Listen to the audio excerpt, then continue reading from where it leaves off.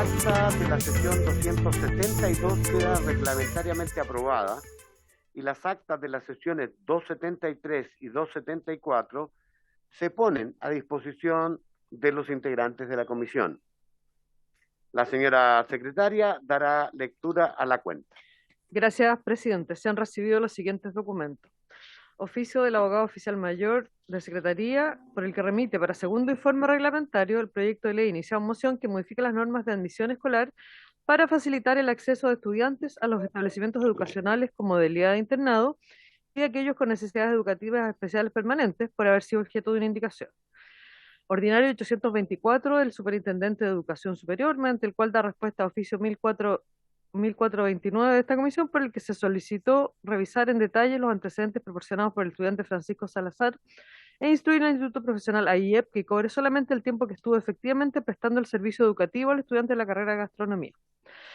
Correo electrónico al presidente de la Confederación Nacional de Trabajadores de la Educación Chilena, señor Luis Durán, en representación de los sindicatos de los colegios técnicos profesionales regidos por el decreto ley 3166 de administración delegada, quien señala que los asistentes de la educación tienen regulación contractual por Código del Trabajo y por Estatuto de los Asistentes de la Educación, y los profesores se regulan por el Código del Trabajo y por el Sistema de Desarrollo Profesional Docente.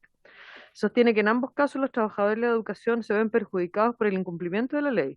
En el caso de los profesores, con la aplicación de la ley 20.903, no se les respeta lo logrado en las negociaciones colectivas y no se traspasa a sus rentas los dineros que el Estado entrega a los sostenedores de colegios por la aplicación de este sistema.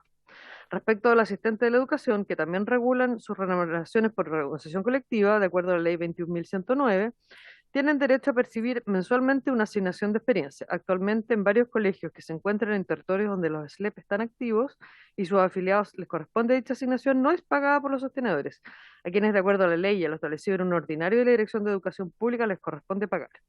Para ambos casos, adjunta cartas explicativas y documentación y solicita audiencia con la comisión para exponer en detalle la situación y proponer acciones legislativas de control o fiscalización que permita cumplir con la ley. Comunicación de la directiva del sindicato número 1 de docentes y asistentes del Liceo Bicentenario de Excelencia, Instituto del Mar Capitán Williams, de la comuna de Chonchi, por medio de la cual expone la problemática que afecta a más de 100 trabajadores de ese liceo. Señalan que habiéndose cumplido más de 58 días de huelga legal, aún no han recibido soluciones concretas a su petitorio por parte del empleador. Relatan que se trata de un liceo técnico profesional que alberga a más de 900 estudiantes provenientes de diversos rincones del archipiélago de Chiloé y otros lugares de la región, administrado por la Fundación Almirante Carlos Condel, con sede en Valparaíso y dependiente de la Armada de Chile, cuyo director ejecutivo es el ex comandante en jefe de la Armada, señor Edmundo González. Manifiestan que han visto como el crecimiento se ha estancado en el último periodo y que el equipo negociador no ha podido destrabar el conflicto, enviando ofertas que no generan mejoras en las condiciones laborales, centrándose solamente en un bono de término de conflicto, desconociendo con ello la importancia de las negociaciones generadas en los sindicatos de trabajadores y las peticiones del convenio colectivo. Dan a conocer todas las gestiones que han realizado con el fin de llegar a acuerdos y una solución, ya que con la huelga no solamente se ha visto vulnerado el derecho a la educación de los estudiantes, sino que además ha significado el desmedro económico de los trabajadores y sus familias, aun cuando el colegio continúa recibiendo los fondos por subvención en forma íntegra. Agregan que están dispuestos a viajar a Santiago con el fin de destrabar y dar término definitivo a este lamentable conflicto. Correo electrónico del estudiante Leonardo Aravena de La Pintana, quien solicita poner atención al petitorio de la CONFECH y a la solicitud de modificación de los 3 ejes. Expone que dedica el tiempo a los estudios y al cuidado de su padre, y la BAES no le alcanza para solventar los gastos mínimos para alimentarse, y que como él hay cientos de familias que dependen de ese beneficio para llenar la despensa de su hogar, por lo que solicita poner el petitorio en tabla por ser urgente, como el tema de gratuidad y su extensión. Es toda la cuenta, señor presidente. Muchas gracias, señora secretaria. Se ofrece la palabra en relación con la cuenta a los señoras diputadas.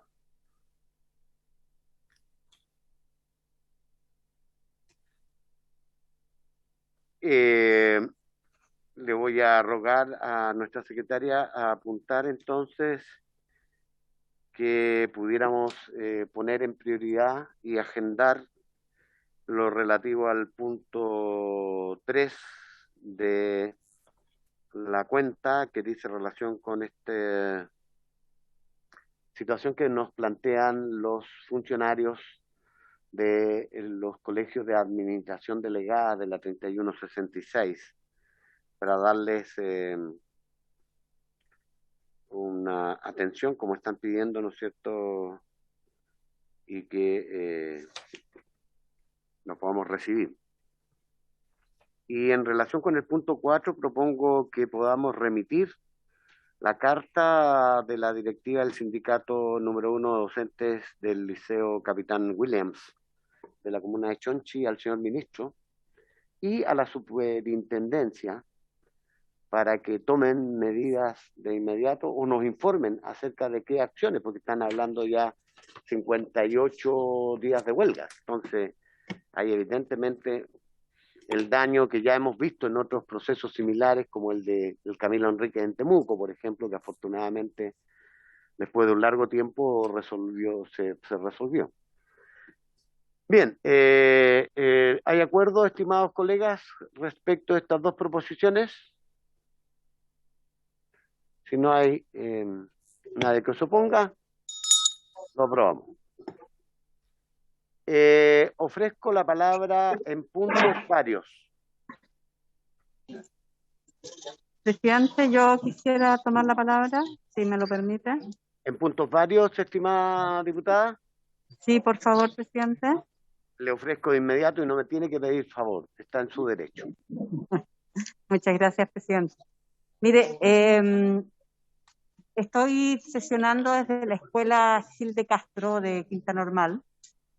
Solamente recordar que la alcaldesa Karina Delfino estuvo en la comisión, ¿no? Y estoy en una de las escuelas que efectivamente yo estuve aquí hace 2 años atrás, ¿no? Y en esta escuela hicimos una serie de denuncias tanto a la corporación como al Ministerio de Educación, ¿no? Y ni una de las cosas que planteamos obviamente se resolvió acá, al cabo de 2 años, ¿no?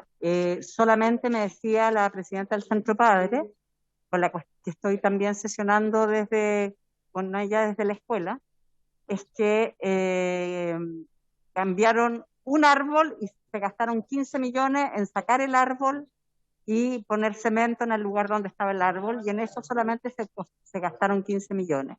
Ahora, la escuela está en condiciones bastante deplorables, presidente, y yo quisiera solicitar un acuerdo para enviarle un oficio tanto a la superintendencia, al Ministerio de Educación, pero también al gobernador de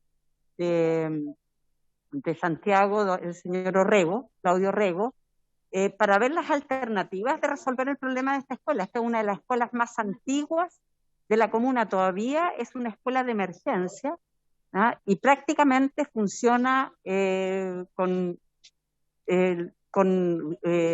paredes que están llenas de termitas, todavía tiene asbesto, esta escuela todavía tiene techo de asbesto sobre el comedor de los niños, ¿no? Los patios obviamente no tienen techo, ya las salas están absolutamente deterioradas, tienen serios problemas de seguridad y de espacio. Y claramente esta escuela, para resolverla, debiera tener un proyecto de reposición completa. Esta escuela tiene actualmente 219 niños, ¿no? Pero obviamente en estas condiciones es muy difícil aumentar la matrícula. Y por lo tanto, yo creo que sería muy importante que tanto la superintendencia como el ministerio y el gobierno regional pudieran tomar carta en el asunto y resolver de una vez por todas una situación de una escuela que lleva años solicitando reparaciones y que nunca han llegado, ¿no? Aquí hay responsabilidad del ministerio, hay responsabilidad de la superintendencia y obviamente necesitamos contar con el apoyo del gobierno regional para que haya un proyecto de reposición de la escuela completo, ¿no? Eso, presidente, quisiera solicitarle a mis colegas parlamentarios el acuerdo para estos oficios y ver si de una vez por todas se le puede dar solución al problema de esta escuela que lleva años en espera. Gracias, diputada Girardi. Desde la escuela Gil de Castro, ¿no es cierto?, de la comuna de Quinta Normal, in situ, someto a consideración la solicitud de la diputada que, hasta donde entendí, y ya debe haber anotado nuestra secretaria, consiste en enviar un oficio al señor ministro de Educación, al señor superintendente de Educación y además al señor gobernador de la región metropolitana, el señor Orrego, para plantearle la situación de la escuela y solicitar poder evaluar, ¿no es cierto?, la reposición total de la misma. ¿Estoy en lo correcto, diputada? Perfecto, presidente. Muy bien, entonces agradecería manifestaran su acuerdo. Si no hay alguien que se oponga, entonces lo acordamos en la forma solicitada por la diputada Girardi. Ofrezco nuevamente la palabra en puntos varios. Ofrezco la palabra en puntos varios. Entramos en el orden del día. Como ustedes saben, porque nuestra diligente secretaria les remitió a su WhatsApp, esta sesión especial ha sido citada con el objeto de ocuparnos de los siguientes asuntos: darle continuidad a la reunión sostenida última, en donde, ¿no es cierto?, recibimos a representantes del Colegio de Profesores, de los asistentes de la educación, de los representantes de los funcionarios de TAM y corporaciones, y la idea era que ellos pudieran dar respuesta a una serie de consultas formuladas por los diputados en aquella ocasión. Recuerdo consultas del diputado señor Winter, de la diputada Camila Rojas, si no me equivoco, y algunos otros. Así es que en esta vamos a recibir nuevamente al Sindicato Nacional de Trabajadores y Trabajadoras de la Educación, Chile, don Michael Umaña Concha, al presidente del Colegio de Profesores y Profesoras de Chile, Asociación Gremial, don Carlos Díaz Marchán, a la presidenta de la Confederación Nacional de Jardines Infantiles BTF, la señora Clarisa Seco Tapia, al vocero nacional de la Coordinadora Nacional de Funcionarios de DAEM y DEM y Corporaciones, CONAFUDAEM, el señor Cristian Figueroa Constanzo, y al vicepresidente de la Federación Nacional de Trabajadores de la Educación, FENATREDUC, el señor Oscar Méndez Bernal, a fin de responder las consultas de los señores diputados formuladas en la sesión del pasado día martes 21 de septiembre. Señor, parto por el señor Umaña en el orden que estábamos, luego el señor presidente nacional del Colegio de Profesores y luego el resto en el orden en que están, en la medida en que quieran hacer uso de la palabra. Señor Umaña, don Michael. Muchas gracias, presidente. Muchas gracias, presidente. Primero saludar a los diputados y diputadas que nos permitieron poder nuevamente estar con ustedes. Vamos a tratar de ser totalmente breve, entendiendo el tiempo que tenemos para responder. Y en la respuesta tratar de hacernos cargo no solamente de las preguntas, sino que también de algunos planteamientos que se dejaron sobre la mesa en la reunión anterior. Para partir con algunas ideas que queremos responder como Sindicato Nacional de Trabajadoras y Trabajadores de la Educación.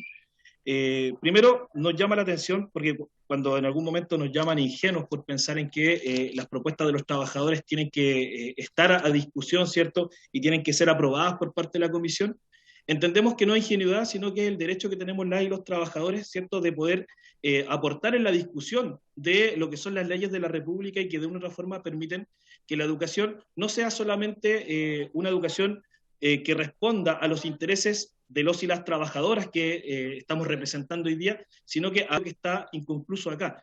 Nosotros, las organizaciones que estamos presentes hoy día, no estamos planteando un problema netamente laboral, que por supuesto tiene una raíz en lo laboral, por supuesto que sí, pero es un problema de la decisión del país respecto al modelo de educación con el que pretendemos administrar, ¿cierto?, y proteger o defender lo poco que queda de la educación pública de nuestro país.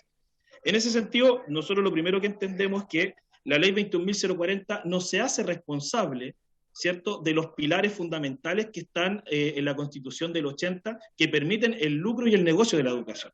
Por lo tanto, partimos desde ahí, desde ese escenario en donde entendemos que el suspender el proceso de implementación de la 21.040 nos permita discutir esos pilares que, como varios diputados coincidieron en la reunión anterior, son necesarios de discutir y que el pueblo chileno no ha tenido la posibilidad de discutirlo democráticamente. Es así como creemos que se tiene que tocar el tema de la tercerización de la educación. Los servicios locales hoy día no son el Estado, son parte de la lógica de la tercerización de la educación y la administración en manos de sostenedores, ¿cierto?, que cumplen un rol básicamente privado. Creemos que es necesario tocar el sistema de financiamiento. El sistema voucher hoy día no solamente ha ahogado al sistema municipal durante más de 30 años, sino que hoy día, a meses de haberse instalado servicios locales como el de Valparaíso, que tiene apenas 9 meses de instalado, ya están con deuda y con problemas financieros, porque el sistema financiero, que no se tocó en la discusión, ¿cierto?, no permite que se puedan resolver los problemas de la administración educacional. Y por supuesto el tema de la ley de la libertad de enseñanza, que es uno de los temas fundamentales, transversales, que no fue tocado, y esto lo comento a raíz de lo que planteaba la diputada Vallejo, respecto a por qué creíamos que se profundizaba la libertad, ¿cierto?, y el negocio de la educación, porque no se tocan los pilares fundamentales de la educación de mercado, sino que lo peor es que se legitiman a través de una discusión democrática en el Parlamento. Finalmente, para ir cerrando, porque mis colegas yo sé que van a profundizar en los demás temas, nosotros estamos exigiendo la suspensión de la implementación del proceso de la ley 21.040 hasta que termine el proceso constitucional, porque creemos que es justo y necesario que estos pilares fundamentales que ya hemos mencionado se toquen, se discutan, se debatan democráticamente. Había una coincidencia en la reunión del día 21 en que la ley 21.040 no solamente tiene problemas de implementación o problemas administrativos, sino que tiene problemas de diseño. Y por lo tanto tenemos que discutir esos problemas de diseño que hoy día están generando no solamente que se implemente una ley mal diseñada, sino que se perpetúen los problemas que ya estaban en el sistema municipal. Y eso nos parece grave. Por lo tanto, entendemos que la suspensión debiese ser al menos por 2 años, y teniendo los resultados de la nueva Constitución, en donde algunos diputados nos preguntaban qué es lo que debiese decir. Nosotros no somos quienes para hoy día plantearlo en esta comisión. Creemos que eso es parte del debate justo y necesario que se tiene que dar en la convención, pero obviamente entendemos que la educación tiene que estar garantizada como un derecho humano y que es un deber ineludible e inexcusable del Estado de hacerse cargo de su administración. Y eso es parte de lo que estamos poniendo en cuestión, que no considera la ley 21.040. Finalmente, para terminar, tengo que citar los problemas que presenta esta ley, que fueron consultados por varios diputados, donde tenemos hoy día, por ejemplo, la situación de Tiltil, del sindicato de profesores de Tiltil, que ustedes conocieron muy bien, en que aún no se resuelve ese problema, y es una comuna que va a ser traspasada con una deuda gigantesca e impagable hoy día, en donde el sistema nos hace responsable, ¿cierto?, de regular y ordenar esa problemática. Tenemos la situación de San Fernando, que si bien es cierto, hoy día no se le está pagando el 70% del sueldo como era con la corporación municipal, pero la administración del servicio local hoy día desconoce las organizaciones sindicales, no permite el diálogo democrático con las organizaciones de los trabajadores, porque la ley no lo contempla. La ley margina a las organizaciones sindicales y crea un organismo que nunca ha sido democrático, que son los consejos escolares, que nunca han tenido una participación viva y real, y les da una categoría que hoy día nosotros entendemos desconoce la participación democrática de las organizaciones vivas, de los docentes, de los asistentes y de los padres y apoderados y estudiantes.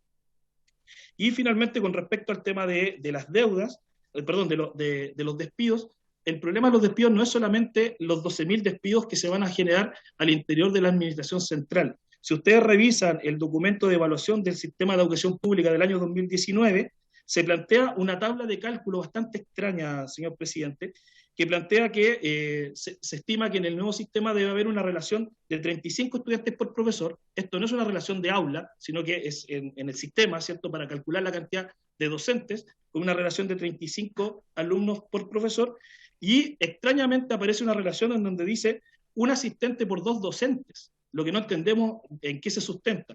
Sacamos un breve cálculo al implementarse el total de los servicios locales, los 70 servicios locales, y si esto ocurre en base a la lógica del equilibrio financiero que está sustentado en el artículo 19 de la ley 21.040, tendríamos una necesidad de docentes de 36.354 docentes a la instalación de los servicios, lo cual significaría un despido, ¿cierto?, o un excedente de 67.500 docentes, y la necesidad de 18.000 asistentes de la educación, por lo tanto, la excedencia de más de 56.800 asistentes de la educación. Esto en base a la lógica del equilibrio financiero que está instaurada en la ley 21.040 y según el plan y programa que plantea la Comisión de Evaluación, que no entendemos por qué hace esa relación de docentes por 35 alumnos, no por sala, sino que por por sistema y esta lógica de un asistente de la educación por 2 docentes. No entendemos esa lógica y esos son los cálculos y los números que nos dan cuenta de una masacre laboral. Eso, presidente, muchas gracias.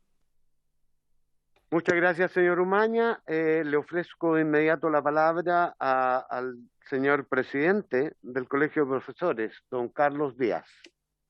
Muchas gracias, presidente. Un gusto de saludarlo a usted y por su intermedio a cada uno de los representantes que están en la Comisión de Educación de la Cámara de Diputados.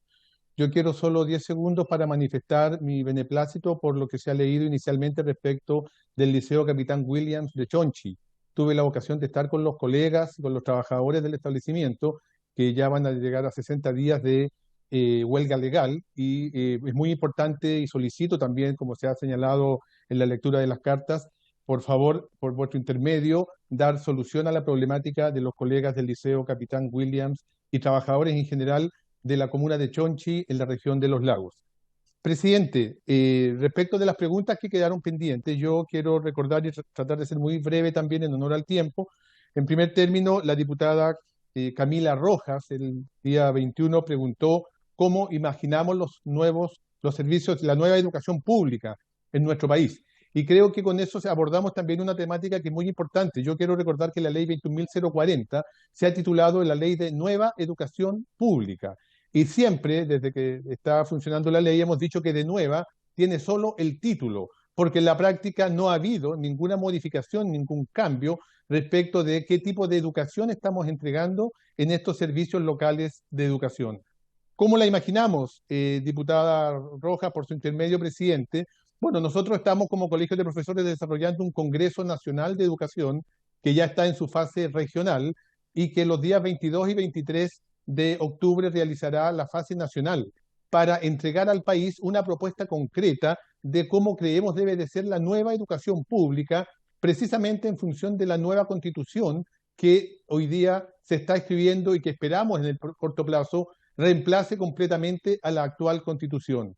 Es en ese sentido que nos imaginamos una nueva educación pública que, repito, no está planteada hoy día en los servicios locales de educación, que sea verdaderamente una educación humanizadora, liberadora, transformadora, una educación inclusiva, no sexista, una educación respetuosa de la diversidad, una educación que se haga cargo de la integralidad del ser humano, no solamente la preocupación por los estándares y por los puntajes, una educación que trabaje, que sea verdaderamente para educar a nuestros estudiantes para la vida, una educación preocupada del ambiente, una educación que nos aporte a la integración, particularmente por los terribles y lamentables hechos que hemos vivido en Iquique el día de ayer. Entonces, indudablemente que necesitamos una educación que se plantee en esa perspectiva. Pero reitero, la pregunta nos pone como énfasis también, y creo muy importante decirlo, que estos servicios locales de educación ha sido tal la vorágine y los problemas administrativos a los cuales han estado abocados, lamentablemente sin solucionarlos tampoco, que no han tenido una preocupación real por avanzar hacia una nueva educación pública y se sigue ofreciendo más exactamente de lo mismo. Y eso creo que es importante decirlo. Después el diputado Winter nos preguntaba por qué es imposible mejorar los servicios locales mientras se implementa. Diputado Winter, fundamentalmente porque la lógica que han seguido estos servicios locales tiene mucho que ver con lo que ha sido la democracia de nuestro país desde los años 90, que por supuesto tuvo su expresión de repudio y de cambio el 18 de octubre pasado, del 2019. Y en ese sentido, creo que es importante recordar que hoy día tenemos, y estos servicios locales vienen a ser como educación pública dentro de lo posible, dentro de lo que se puede, porque aquí se mantienen intactos los fundamentos de la actual municipalización. Ya el colega Michael Umaña lo manifestaba, efectivamente aquí tenemos fundamentos que dan cuenta de una lógica de entender a la educación como sostenedores, que está en el marco de la Constitución de Pinochet, de mantener el sistema de financiamiento que tiene a todos los municipios quebrados respecto del tema educacional y lo mantiene intacto, y mantiene intacto el modelo educativo instaurado en dictadura, que es el de la estandarización. Por tanto, ¿por qué no podemos hablar o ver cómo se puede ir modificando en la implementación? Porque aquí estamos hablando de que los pilares, los centrales, los fundamentos centrales de este sistema de servicios locales de educación mantiene absolutamente la lógica que le permite la Constitución del 80 y que por tanto sigue en esa misma perspectiva. Por ello que a puertas de una nueva Constitución creemos que el camino es avanzar hacia un nuevo modelo de administración de la educación, de una nueva educación de verdad y no la que tenemos desde la dictadura. Por último, ¿qué se debe cambiar? Plantea también el diputado Winter respecto de la Constitución. Bueno, indudablemente que aquí hay elementos centrales, nosotros sabemos muy bien y recordamos los argumentos que planteó el diputado sobre lo que iba en la Constitución y lo que no iba, pero hay cuestiones elementales que sí dan cuenta de que uno puede pensar en que aquí van a haber cambios importantes si logramos cambiar completamente la Constitución. Primero, entender a la educación como un derecho humano fundamental. Es muy distinto en la nueva Constitución, que es lo que nosotros vamos a proponer, que seguir entendiendo a la educación como un bien de consumo, que es como la concibe la actual Constitución. Yo quiero recordar que fue hasta el actual presidente de la República, que en su momento señaló y definió a la educación como un bien de consumo. Esa es la lógica que está también dentro de los servicios locales de educación. Nosotros aspiramos a que indudablemente la educación sea entendida como un derecho humano fundamental. Eso significa cambiar, obviamente, el rol subsidiario del Estado y poder avanzar a que el Estado sea garante, efectivamente, respecto de esta situación. Y por tanto, la educación entendida como derecho social nos lleva también a entenderla no como un negocio, sino que gratuita y al servicio de todas y todos. Y por último, presidente, también me quiero hacer cargo de algunas expresiones que se manifestaron, que fue en realidad muy minoritaria, pero que se expresó respecto de que estos dirigentes que expusimos el día 21 estábamos haciendo el juego a la derecha con nuestra exposición. Yo en eso quiero ser muy claro y categórico y lamento, digamos, que se pueda creer o pretender que nosotros estamos haciendo hoy día el juego a algún conglomerado en particular. Esta expresión de suspensión de los servicios locales de educación ha sido lo suficientemente transversal.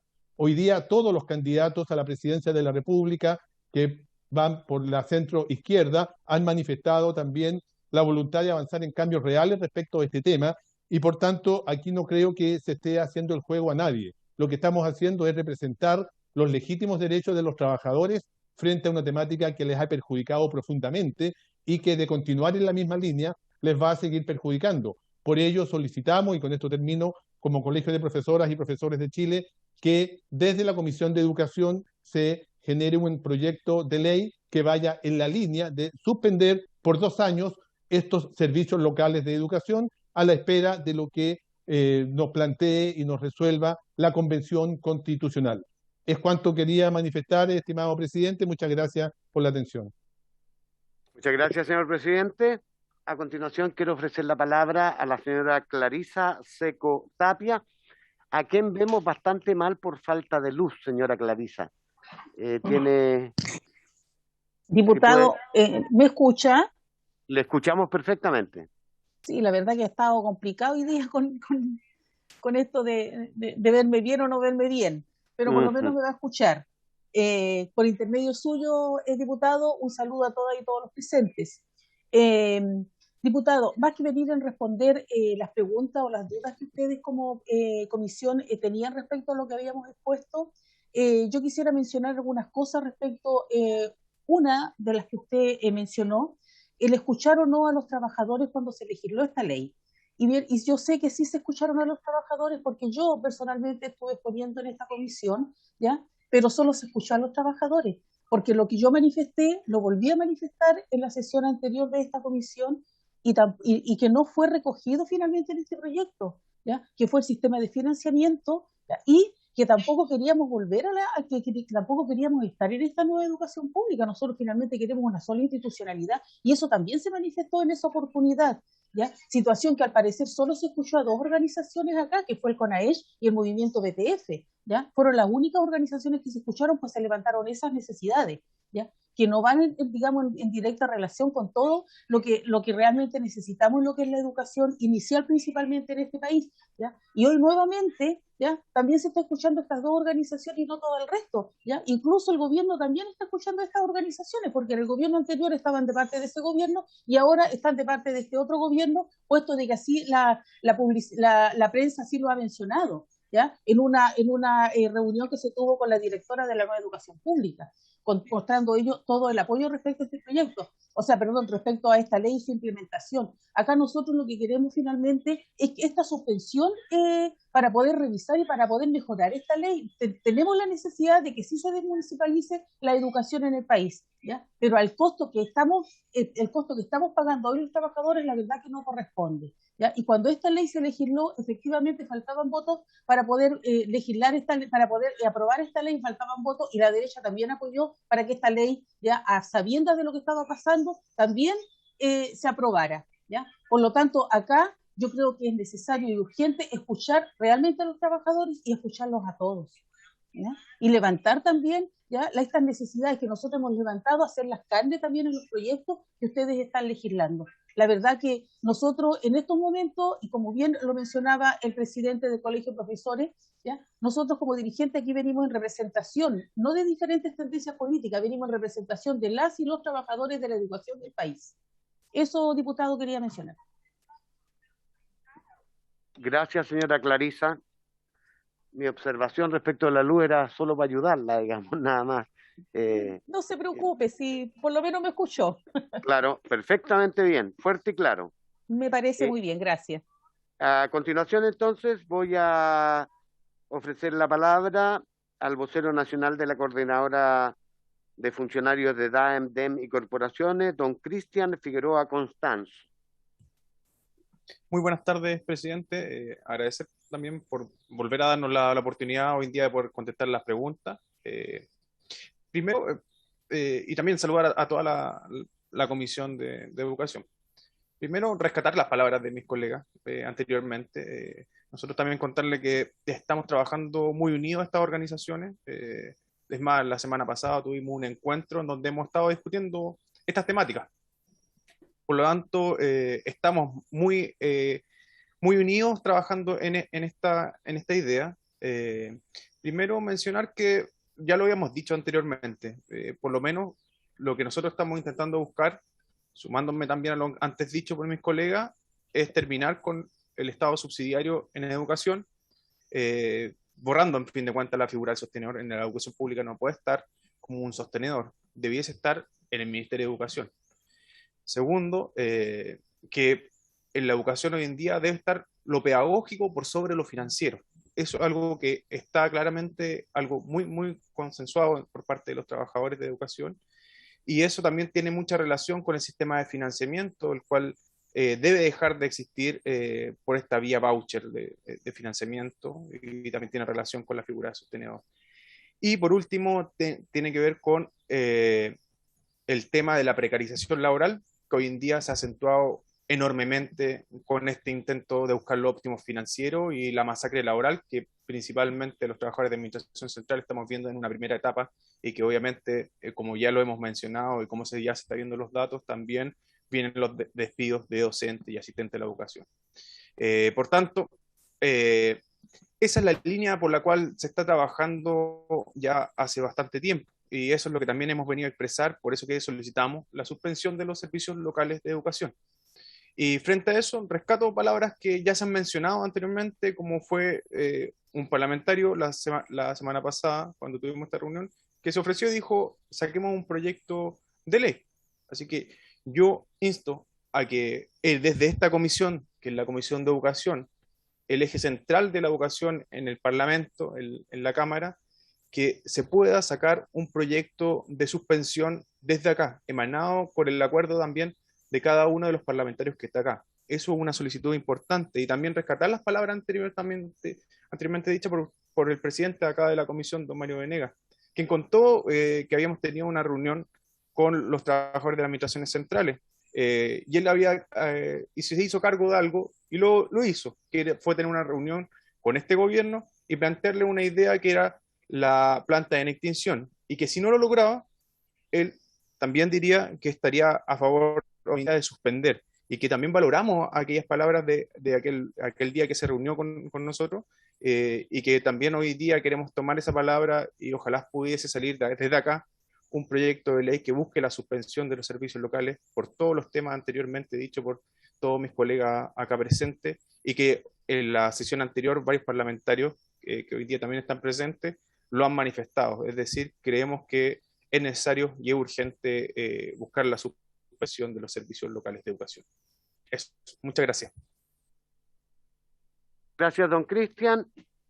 El compromiso sigue plenamente vigente. Estoy a la espera de que el señor ministro dé alguna respuesta que planteó, ¿no es cierto? Y si no, ni siquiera quiero informarle que es necesario presentar otro proyecto, porque hay a lo menos 2 proyectos ya en esta comisión que hay que poner sobre la mesa en la medida que se cumplan, ¿no es cierto?, las condiciones de las que hablamos. Y creo que con eso represento absolutamente el sentir de muchos de mis colegas que lo hemos conversado. Ahora, una vez que lo pongamos en debate, resolveremos, ¿no es cierto?, cómo es el juego democrático en el debate y en lo que se haga acá en la comisión. Finalmente, le quiero ofrecer la palabra a don Óscar Méndez, que es vicepresidente de la Federación Nacional de Trabajadores de la Educación. Don Óscar Méndez Bernal, le ofrezco la palabra.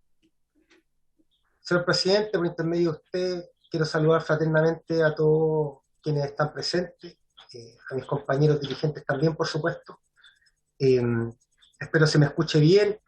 Las preguntas son bastante incidentes respecto de las discusiones que la y los trabajadores de la educación hemos tenido durante todo este tiempo, ¿sí? No quiero ser redundante respecto a lo que se ha planteado anteriormente por parte de mis colegas, simplemente señalar de que qué tipo de educación estamos pensando, una en donde los trabajadores y las trabajadoras de la educación no sean víctimas de las deudas que se han generado a propósito del sistema de financiamiento, ¿ya? Que los estudiantes dejen de emigrar a los colegios particulares subvencionados, que los estudiantes sean la excusa para financiar una educación privada, como se ha hecho desde el 90 hasta la fecha.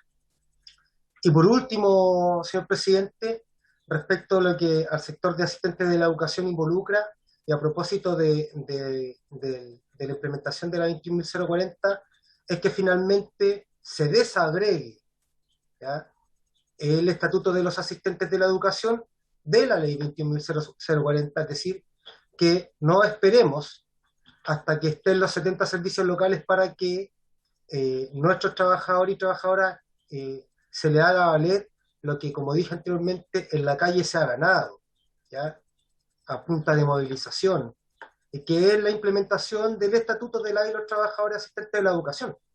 Nosotros insistimos en eso, no debe generarse una ley de amarre, una ley de enganche, como lo que se ha hecho hasta ahora. Se ha dicho por parte del subrogante de Dirección Pública en la sesión pasada, de que hay sectores de asistentes de la educación que efectivamente quieren que la ley se implemente, quieren que los servicios locales se implementen y que los traspasos sean llevados a cabo.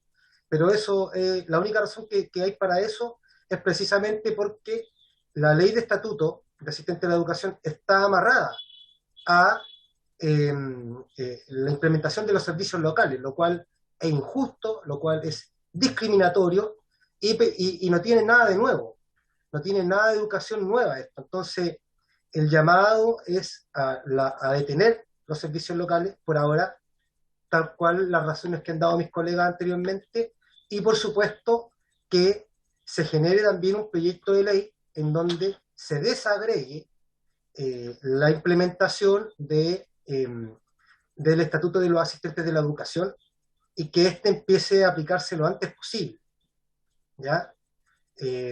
Creo que por lo pronto, y con esto cierro, señor presidente, es cuestión de mirar algunas estadísticas, algunos datos que son propios del ministerio, ¿no?, y que nos sirven como indicadores, tal cual decimos en educación, son indicadores, y que permiten, digamos, contrarrestar lo que efectivamente planteaba el otro día la diputada Camila Vallejo respecto de la defensa que se hace o que se debe hacer de esta, entre comillas, nueva educación pública.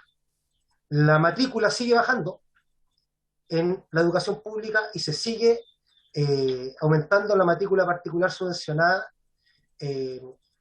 financiada con los impuestos de por lo menos del 36% del Producto Interno Bruto, que son los impuestos que pagamos todas y todos los chilenos, ¿ya?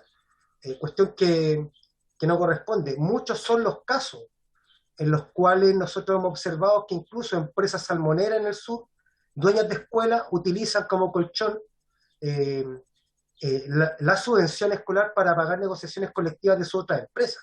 Eso no debe seguir pasando. ¿Qué tiene de nuevo eso? Y finalmente va una pregunta de vuelta. Puedo estar equivocado, no es una pregunta capciosa. Me gustaría saber si acaso hay datos respecto de que desde que se empezó a implementar los servicios locales, se han abierto escuelas públicas por parte de los servicios locales de educación. Si no se ha abierto ninguna escuela, a pesar de que nuestra población ha crecido, y por tanto nuestros niños y niñas también han crecido en cantidad, y no se han abierto escuelas públicas. ¿De qué educación nueva estamos hablando? Entonces, eso, reitero mi saludo fraterno a todos y todas, y muchas gracias por escuchar. Muchas gracias, don Oscar. Con eso hemos puesto fin a esta primera etapa. Les queremos agradecer primero su comprensión de no haber podido, ¿no es cierto?, hacerlo la sesión del martes pasado, agradecer tu disposición a venir, ¿no es cierto?, para poder responder los planteamientos que habían hecho diversos parlamentarios, y les despedimos, ¿no es cierto?, agradecidos de su aporte a este debate. En el orden del día y dentro de la hora justa estamos para recibir en el próximo punto en audiencia al subdirector de investigación aplicada del Centro de Políticas Públicas de la Universidad Católica, el señor Nicolás Muñoz Pavés, quien presentará el estudio de planificación de la segunda etapa de implementación de la Ley 21.040 que han desarrollado, cuyo objetivo fue evaluar su factibilidad administrativa, financiera y operacional de llevar a cabo el proceso de implementación en los plazos originales que están contemplados. Acompaña al subdirector de investigación aplicada, la investigadora del centro y del estudio, además, la señora Dominique Keim.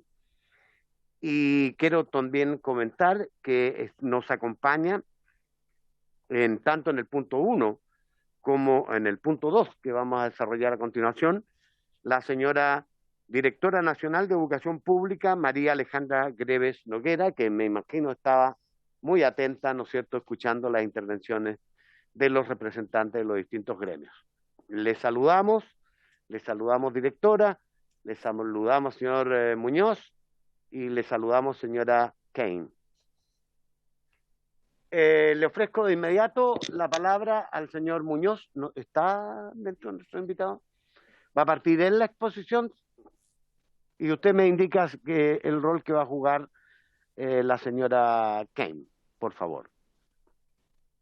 Por supuesto, gracias presidente por el saludo, la invitación, el espacio a comentar de nuestro estudio. Voy a proyectar, tengo preparada una presentación que me gustaría proyectar.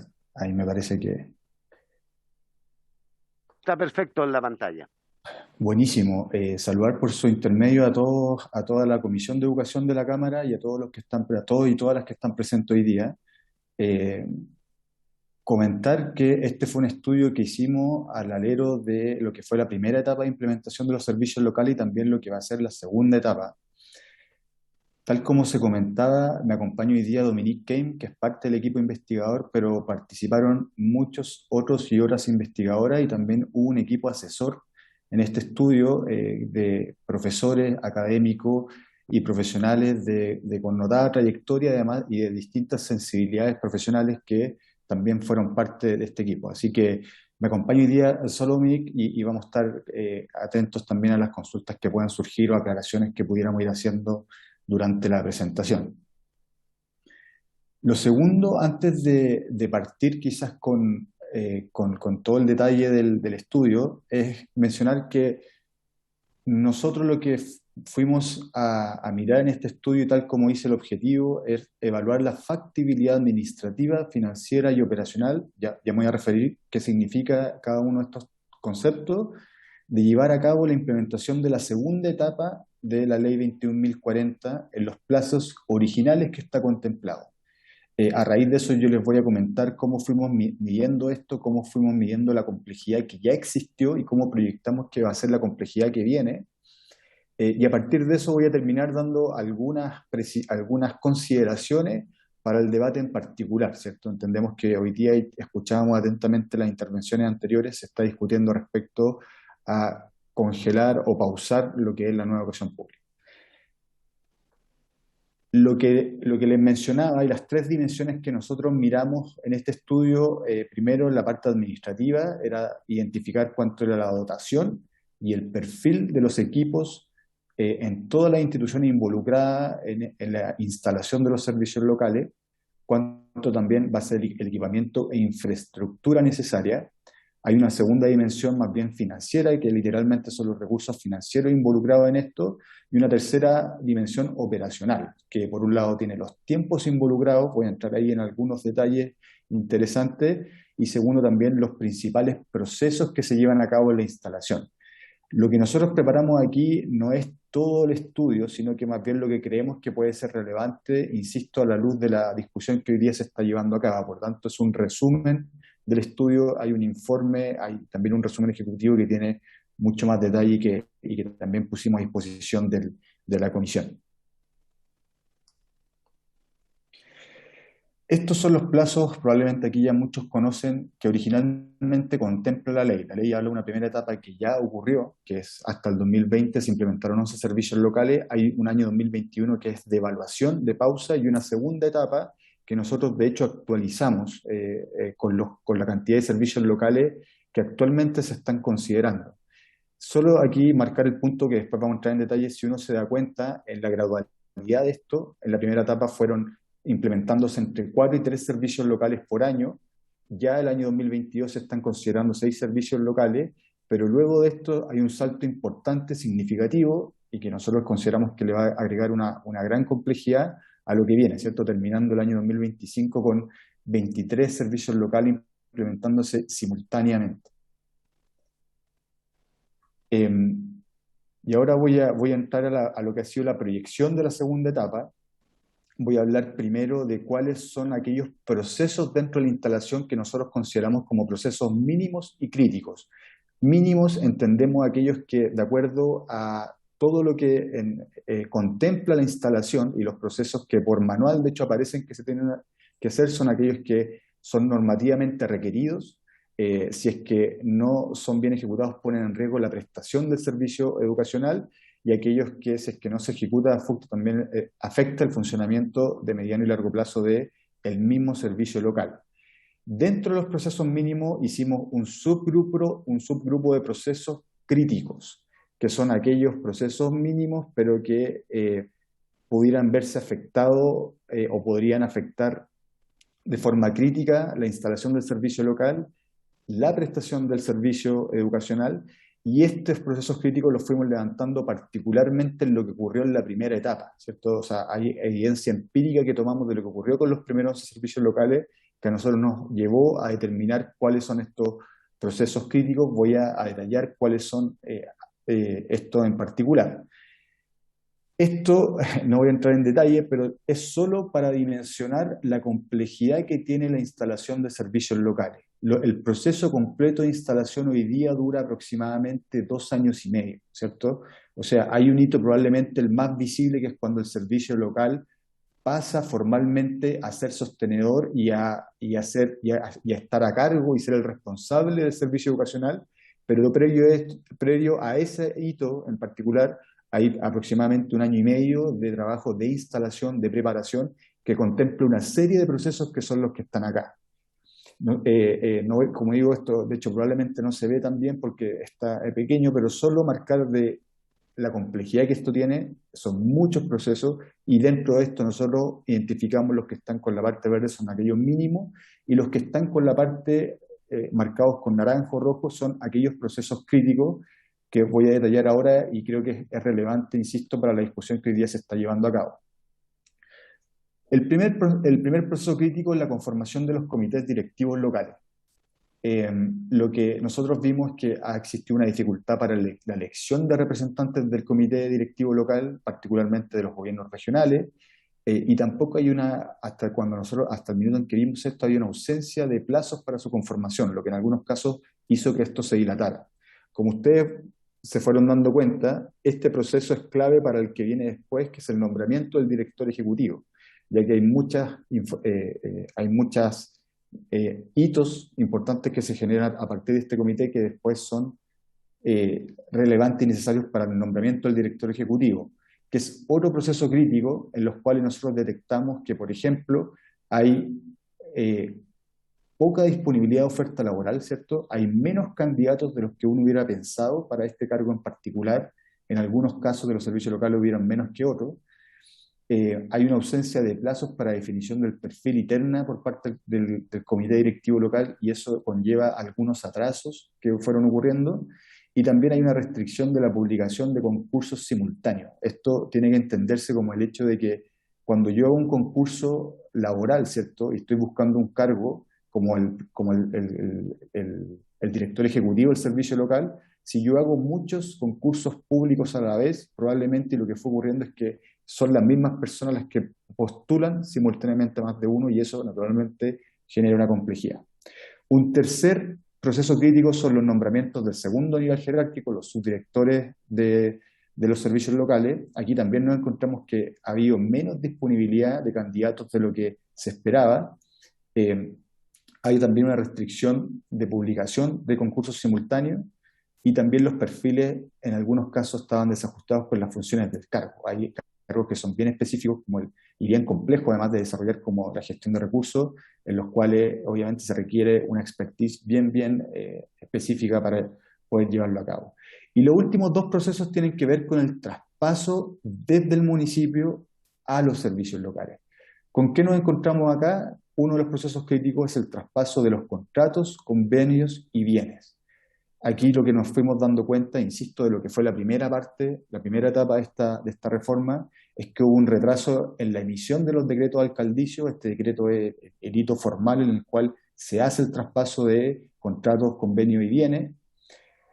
Hubo una ausencia de consolidación de bienes. Muchas veces hay municipios donde no existía un inventario y por lo tanto era muy complejo y había una ausencia de poder consolidar todo lo que se estaba traspasando. En algunos casos también ocurrieron problemas con la inscripción de terrenos, ¿cierto? No había claridad de, por ejemplo, el terreno donde funcionaba el establecimiento educacional, cuál era su origen, o incluso si es que este es parte del municipio o no.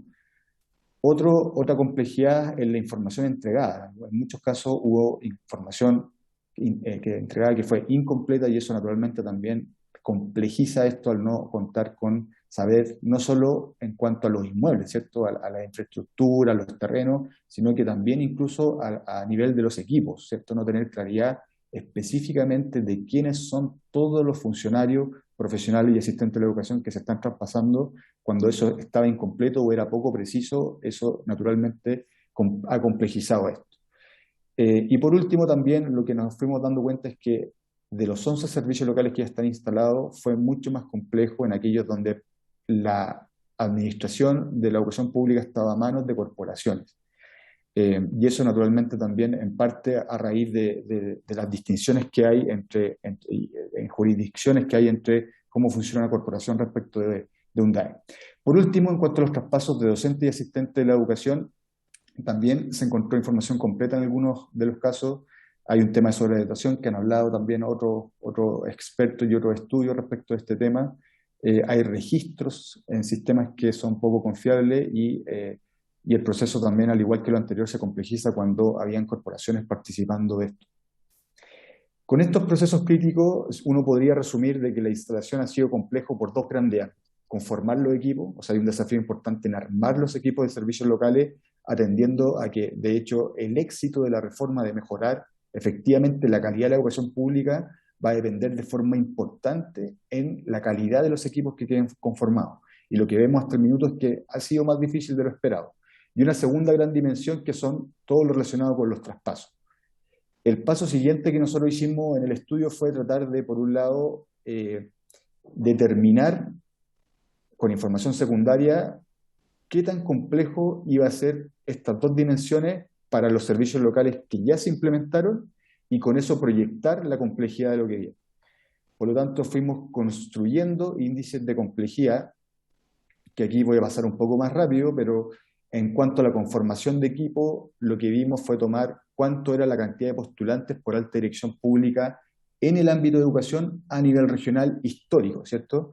Con eso uno puede tener una cierta aproximación de en aquellas regiones donde hay más candidatos y donde probablemente esta restricción de lo que yo hablaba iba a ser menor, o sea que van a tener una mayor posibilidad de elegir con los candidatos que se presentan.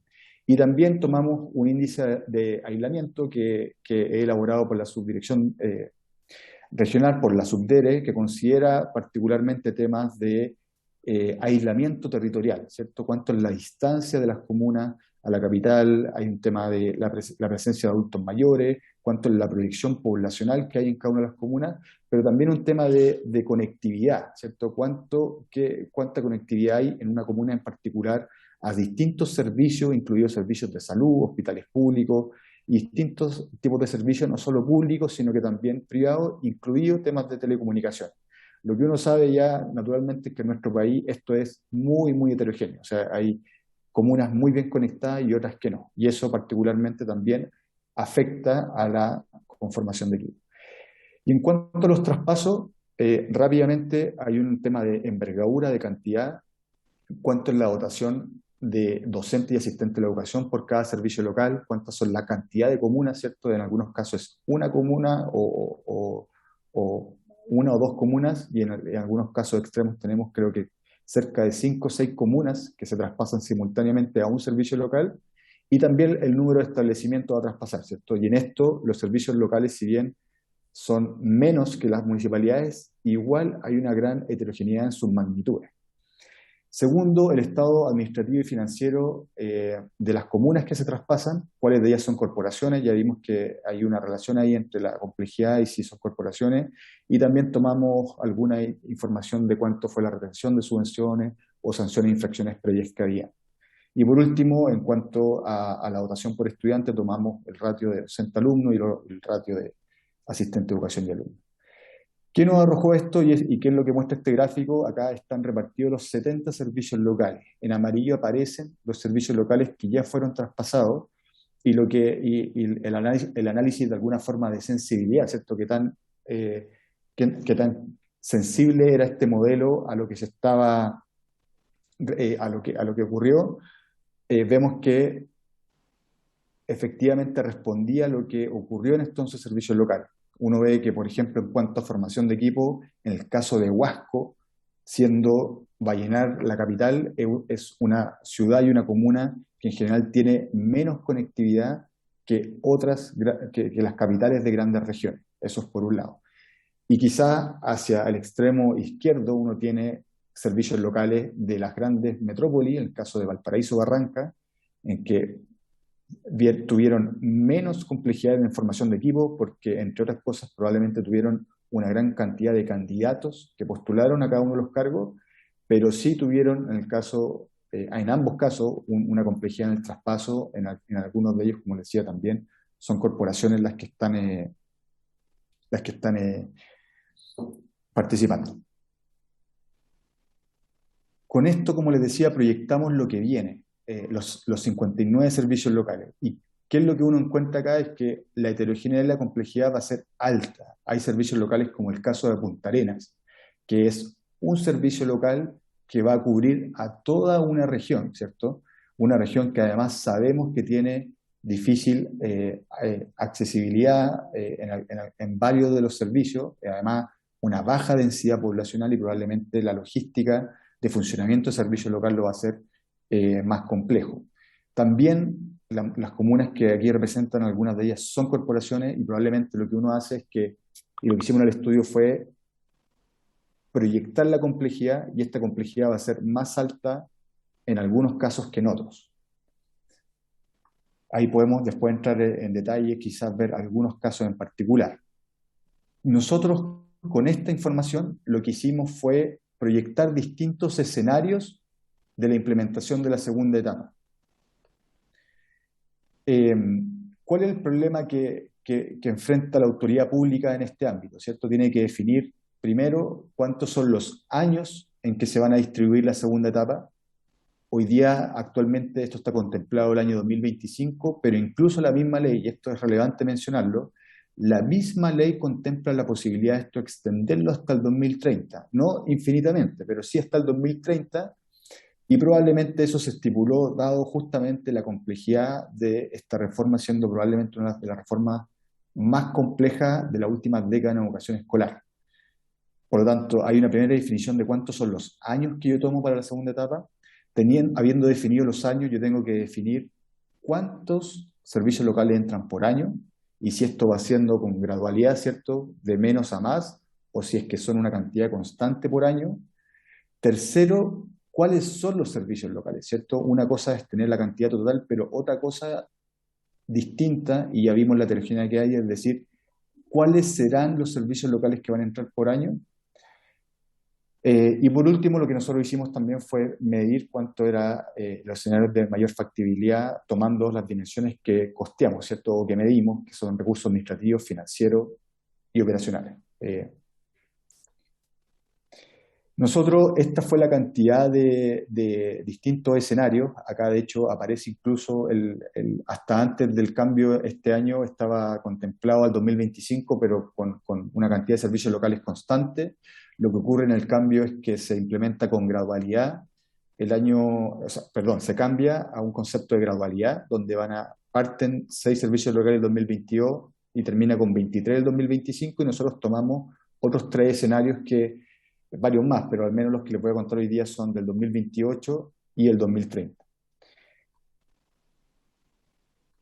Y aquí me detengo un poco a propósito de las consideraciones para ver cuál es, ¿cierto?, el modelo óptimo que uno debiera seguir, tomando toda la consideración y sobre todo lo que ha ocurrido en la realidad, ¿cierto?, con los primeros 11 servicios locales. Primero, lo que uno desearía en esto es distribuir el nivel de complejidad en las 2 dimensiones que miramos, tanto en la conformación de equipo y de traspaso. Lo mejor y lo más óptimo es que uno pudiera tener niveles de complejidad más o menos homogéneos año tras año, y no concentrar aquellos servicios locales que uno pudiera visorar que van a ser más complejos, o por otro lado, tal como está hoy día, implementar muchos servicios locales en un año, ¿cierto? Vuelvo al ejemplo, hoy día está contemplado que el 2025 sean 23 servicios locales simultáneos, y eso naturalmente, hagamos todo lo que tengamos que hacer, pongamos todos los recursos que haya que poner, va a ser muy, muy complejo, y eso va a redundar probablemente en que no se van a poder formar los equipos de esos 23 servicios locales, y eso, como digo, pone incluso en cierto perjuicio y riesgo la continuidad del servicio educacional. Ese es un primer ámbito. Hay un segundo ámbito muy relevante, y probablemente ha sido parte de esta discusión, que tiene que ver con la territorialidad. Es importante que ojalá hoy día no están todas las regiones con algún servicio local, pero tiene que haber una prioridad de que en el corto plazo todas las regiones tengan al menos un servicio local. Hay otro ámbito, ahí podemos profundizar más en eso, pero hay otro ámbito muy importante en la instalación de la nueva educación pública, que tiene que ver con la difusión de este proceso y con la difusión de lo que es este gran desafío país. Hoy día, mientras más personas conozcan, y no solo los involucrados directamente, ¿cierto?, no solo los municipios, quienes van a trabajar acá, ojalá toda la comunidad y la sociedad supiera con detalle qué es lo que se está llevando a cabo, porque en esta reforma radica la esperanza de mejorar la calidad. En eso, mientras más regiones se vayan sumando, y al mismo tiempo que podamos distribuir equilibradamente cuántos servicios locales entran en una región, también es algo deseable, y que nosotros, como digo, pusimos en el algoritmo para decidir cuáles son las mejores, la mejor fórmula para lo que viene. Y por último, el desempeño, y este otro ámbito que me parece que para la discusión actual es muy relevante. Hoy día hay una cantidad importante de establecimientos educacionales que están administrados por municipios que tienen un bajo desempeño, un desempeño bajo lo esperado según la Agencia de la Calidad. Esto es en categorías medio-bajo e insuficiente. Hoy día eso lo que significa y lo que involucra es que tenemos una cantidad importante de estudiantes, de niños, niñas, jóvenes, que están recibiendo derechamente una educación de mala calidad. Por lo tanto, la única esperanza que hay en eso es que exista, y ya voy a profundizar en esto, un cambio de administración, y por eso es la gran justificación de esta reforma. Eso quiere decir que nosotros, ¿cierto? Porque uno podría haber pensado, si tomaba solo lo anterior, uno hubiera dicho naturalmente, automáticamente, bueno, alarguemos esto todo lo que se pueda. Y la verdad es que eso tiene un costo importante o un daño importante en que hoy día, insisto, hay colegios que funcionan en los municipios o administrados por los municipios que tienen un bajo rendimiento. Y mientras más esperemos, ¿cierto?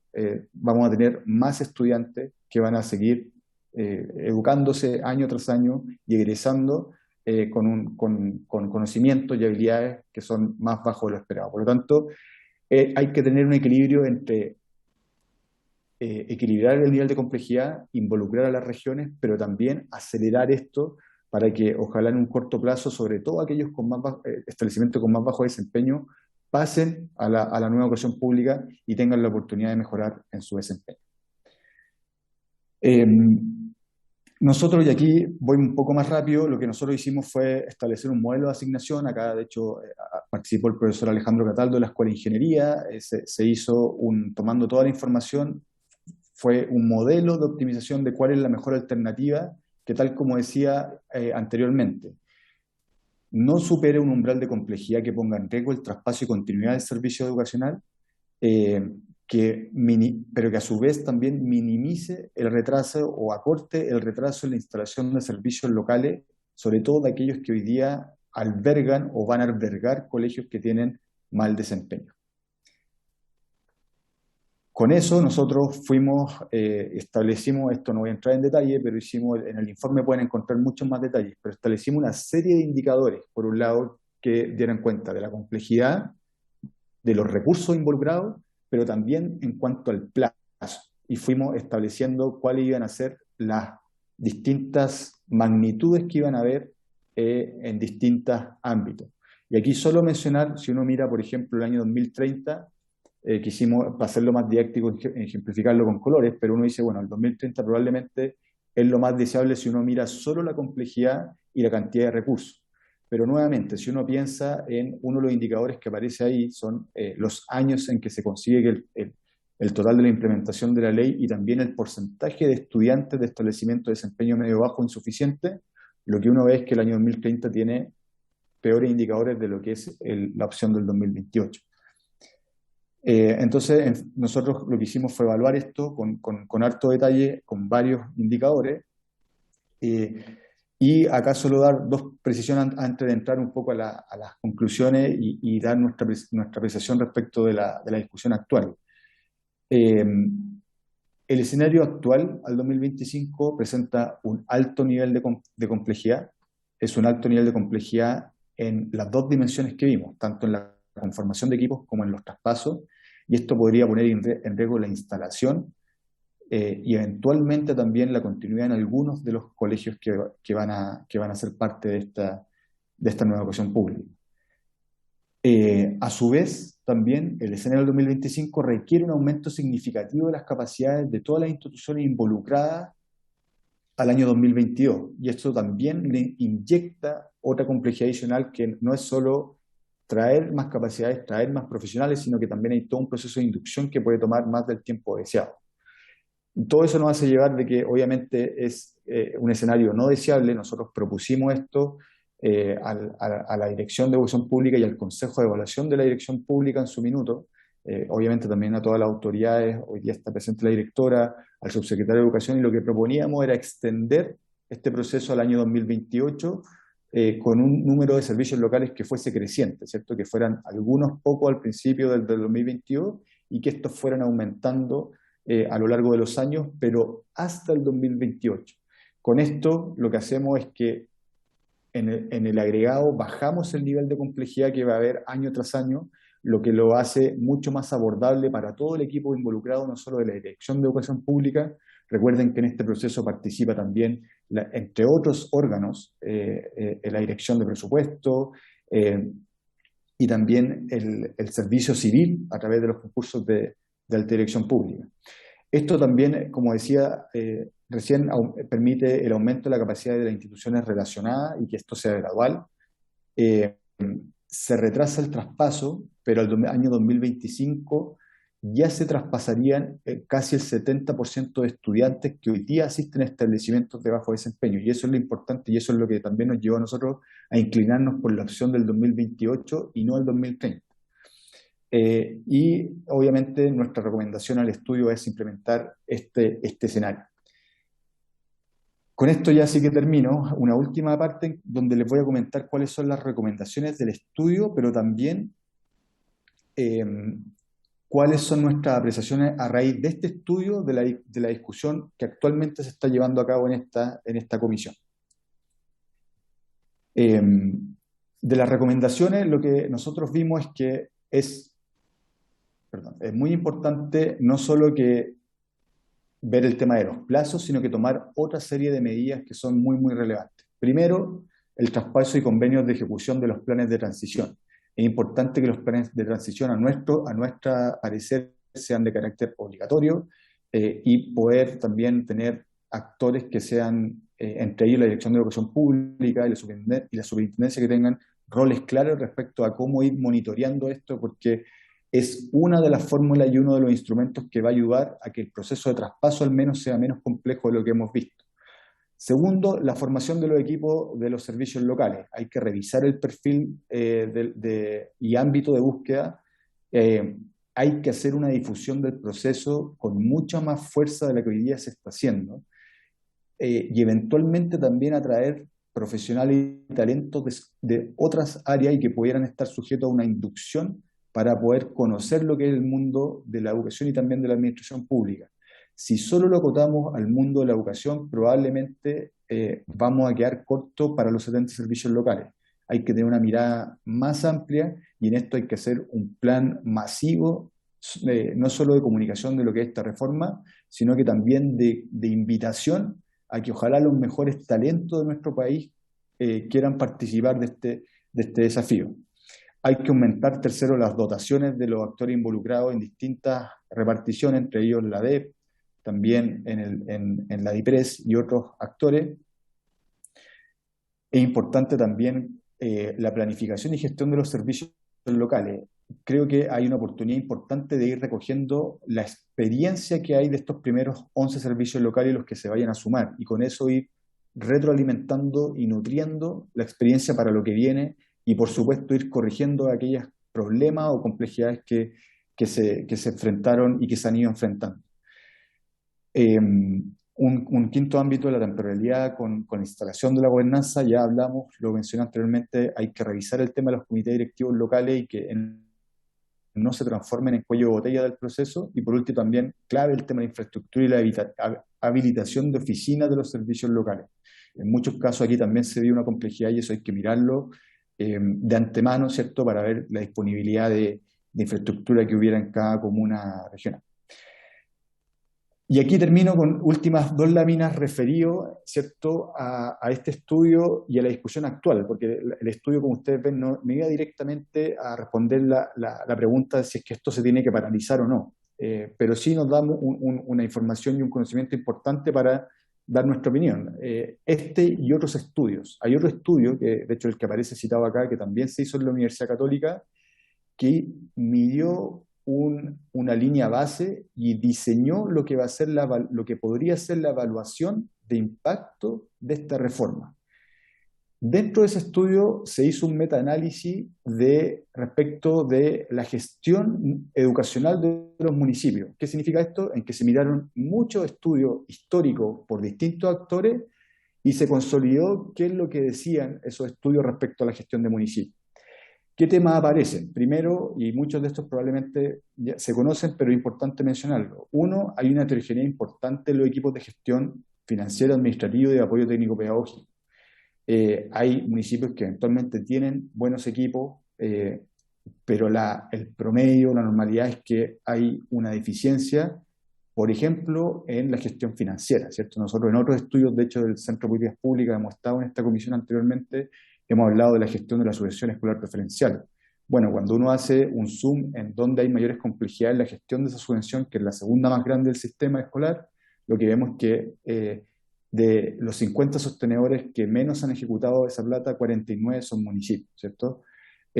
Segundo, hay una alta atomización de la educación pública. Hoy día hay 300, ahora un poco menos, pero hay 346, me parece que son las comunas que administran la educación pública. Cuando uno mira la evidencia fuera de lo que proponen actores como la OECD, obviamente esto supera lo recomendado, y eso es lo que hace, entre otras cosas, la nueva educación pública, ¿cierto? Sigue teniendo una mirada local, pero disminuye la cantidad de actores con los que se tiene que dialogar y los cuales van liderando la implementación de la educación escolar en cada uno de los territorios. Tercero, hay una alta heterogeneidad en cuanto a la calidad y complejidad, eso ya lo sabemos. Hay una débil gobernanza, ¿cierto?, que queda diluida entre el MINUIC y el municipio. Hay una alta dependencia de los ciclos políticos de los alcaldes, y hay una mayor, y la educación pública hoy día también, esto hay distintos estudios que lo muestran, tiene una alta concentración de estudiantes más vulnerables, y esto genera ingresos inestables y también altos costos en educar a estos estudiantes. Dicho eso, y aquí solo un ejemplo y un indicador importante a propósito de lo que mencionaba anteriormente. Cuando uno mira de los servicios locales, de los 59 servicios locales que faltan, lo que hicimos acá fue distribuir los colegios de esos 59 servicios locales en los niveles de desempeño que la Agencia de la Calidad, ¿cierto?, establece. Y lo que nos damos cuenta es que casi la mitad de los colegios que, insisto, tienen que pasar a un servicio local en la segunda etapa, un 48% de estos colegios tienen un nivel medio bajo o insuficiente, ¿cierto? O sea, casi la mitad de estos colegios hoy día está por un nivel por debajo de lo esperado, y ahí es lo que nosotros también mencionábamos anteriormente, es ahí la oportunidad que radica en la nueva educación pública, en esos colegios, no solo en educación media, sino que también en educación básica. La única oportunidad que hoy día tienen es que pasen a un nuevo sostenedor. Y la prioridad, creemos, debiera estar obviamente pensada en la calidad educacional a esos estudiantes hoy en día. Respecto a la evaluación de la reforma, yo sé que aquí se ha discutido y se ha criticado mucho la reforma, pero solo marcar un punto que es súper relevante. El mismo estudio que hizo la Universidad Católica, lo que, entre otras cosas, lo que establece y lo que dice es que para poder hacer una evaluación de impacto, es decir, para poder evaluar responsablemente y rigurosamente esta reforma, tenemos que esperar un tiempo, ¿cierto? Tenemos que esperar primero un tiempo de instalación de todos los servicios locales y también esperar un tiempo en que estos servicios locales hayan funcionado. Solo para graficar esto, de hecho el último bullet que aparece acá, y lo que establece este estudio es que se recomienda que la evaluación de impacto sea a partir del año 2024, ¿cierto? Que ahí se marque una segunda medición porque ya se hizo una línea base, y luego hay que esperar al menos 8 años. Por lo tanto, para poder dar una respuesta contundente, responsable y rigurosa, si es que esta reforma cumplió su objetivo o no, tenemos que esperar un tiempo. Y para eso la prioridad debiera estar en la instalación de esto y que esto funcione bien. Y con eso creemos que obviamente congelar la implementación es una mala señal o una mala decisión a nuestro juicio. Vuelvo a insistir, estamos hablando de que esto recién, después del 2030 o de 2032, es donde debiéramos ver cómo evaluar esto bien. Lo que no quiere decir, a todo esto, lo que no quiere decir que uno entre medio pueda monitorear esto, pueda generar indicadores de hecho lo recomendamos en el estudio, generar indicadores de seguimiento de procesos y de resultados. Pero para poder decir rigurosamente y responsablemente esto funcionó o no, hay que esperar que esto se implemente y se instale bien. Con esto sí que termino nuestras últimas dos comentarios respecto a esta discusión a raíz de todo lo que ya hemos mostrado. Primero, consideramos necesario continuar con la implementación de la nueva educación pública. En esta reforma descansa la regularización y el mejoramiento de la calidad de la educación pública, tomando todas las recomendaciones que ya dijimos, ¿cierto? Probablemente hay que tomar algunos años más, no hacerlo en 2025, y tomar una serie de recomendaciones que fue las que yo comenté. Pero muy distinto, y creemos que sería algo muy perjudicial para la educación pública en nuestro país, sería congelar la reforma que hoy día actualmente está en curso. Y ese es el segundo gran comentario. Cualquier cambio y eventual congelamiento debe considerar una buena alternativa, ¿cierto? considerar la situación actual, dejar esto en un status quo, ¿cierto? Lo que vamos a estar es condenando a una cantidad importante de estudiantes a una mala educación, tal cual lo mostraba con los datos que anteriormente mencioné. Así que esa es nuestra presentación y nuestros comentarios de la discusión actual. Muchas gracias por el espacio, y termino, perdón, solamente indicando de que este estudio también se hizo al alero de lo que fue justamente la discusión de los tiempos que vienen en la segunda etapa. Esto se puso a disposición del subsecretario de Educación, Jorge Poblete, de la directora de la Dirección de Educación Pública, del Consejo de Evaluación, que son quienes tomaron la definición, ¿cierto?, respecto de aplazar o no la implementación de la segunda etapa. Así que eso por mi lado, muchas gracias. Muchas gracias, señor Muñoz. Me encantaría que me pudiera explicitar si la señora Kane va a intervenir. ¿Tiene algo más que agregar? Estamos en los tiempos, quedarían aproximadamente dentro de nuestro cronograma 6 minutos. No, estoy consultando si la señora Kane, Dominique, va a intervenir o no. ¿Tiene algo más que agregar? Agradecería me lo explicitara, por favor. No, Le ofrezco la palabra.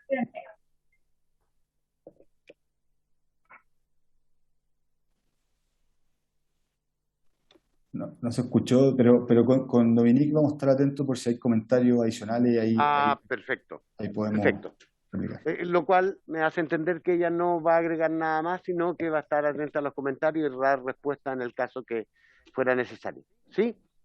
Perfecto. Señora Cristina Girardi está solicitando la palabra. Sí, presidente, primero usted dijo que quedan 6 minutos, no sé si es 6 minutos para que termine este tema.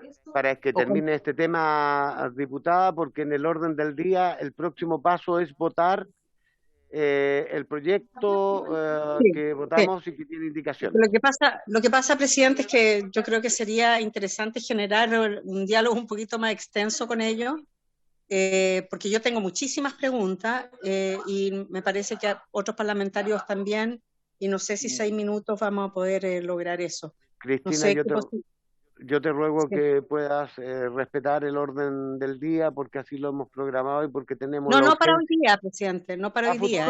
Considerémoslo. ¿ya? Porque no está con hacer preguntas que después no van a poder ser respondidas. Okay, ese es mi tema. Vale, perfecto. ¿Alguien más quiere hacer algún comentario?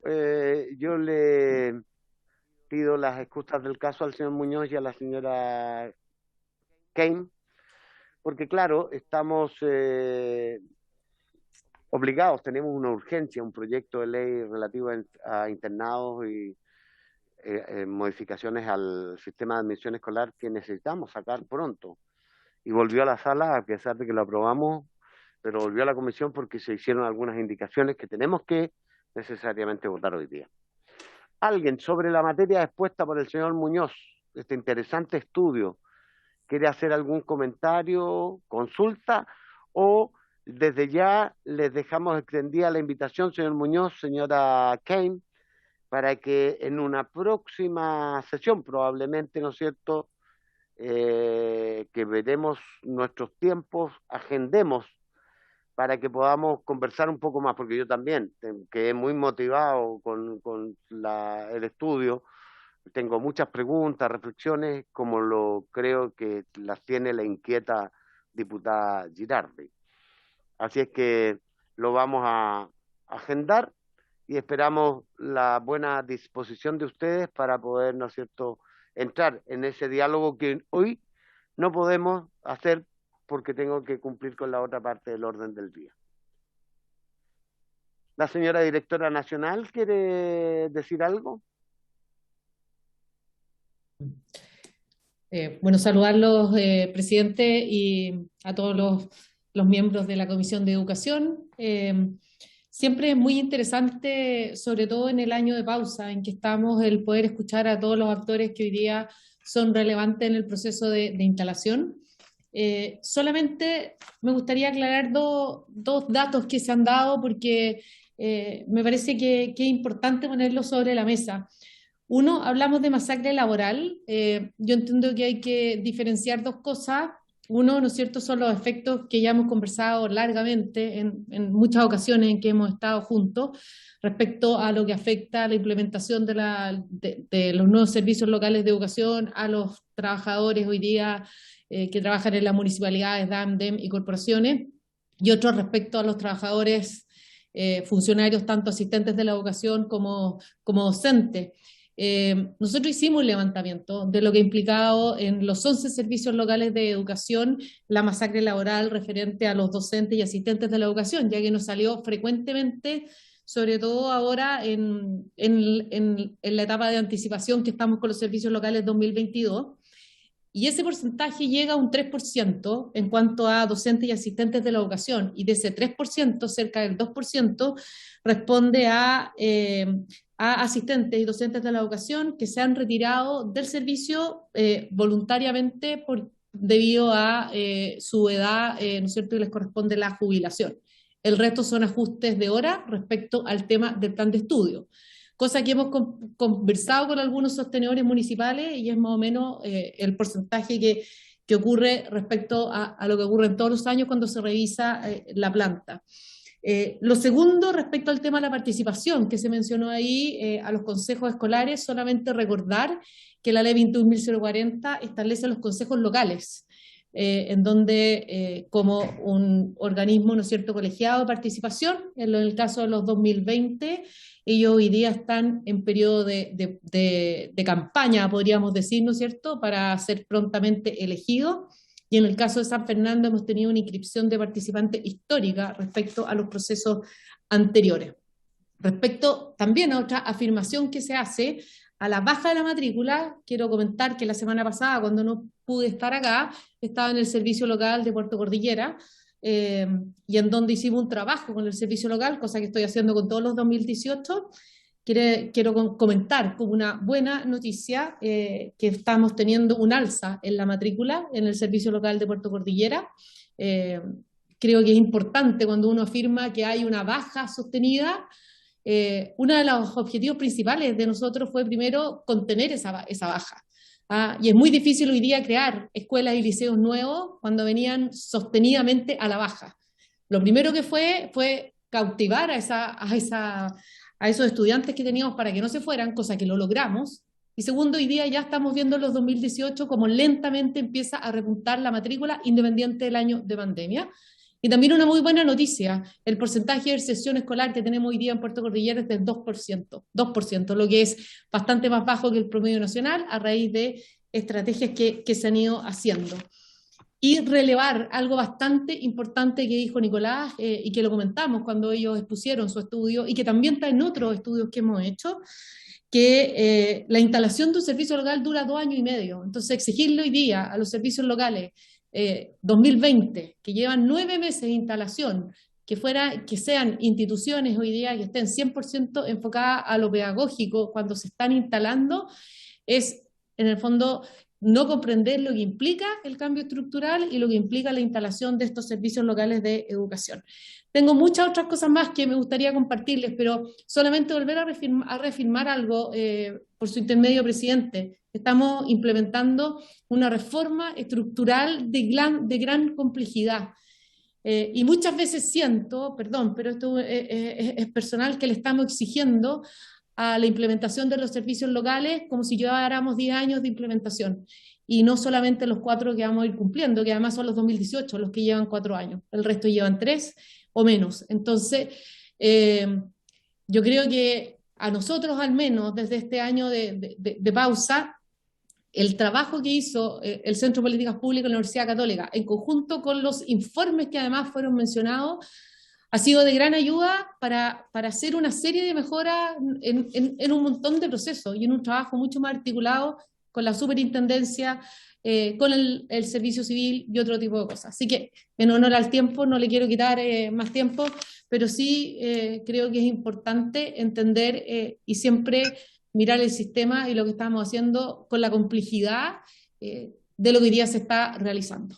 Nada más. Muchas gracias, presidente. Presidente. Diputada Camila Rojas.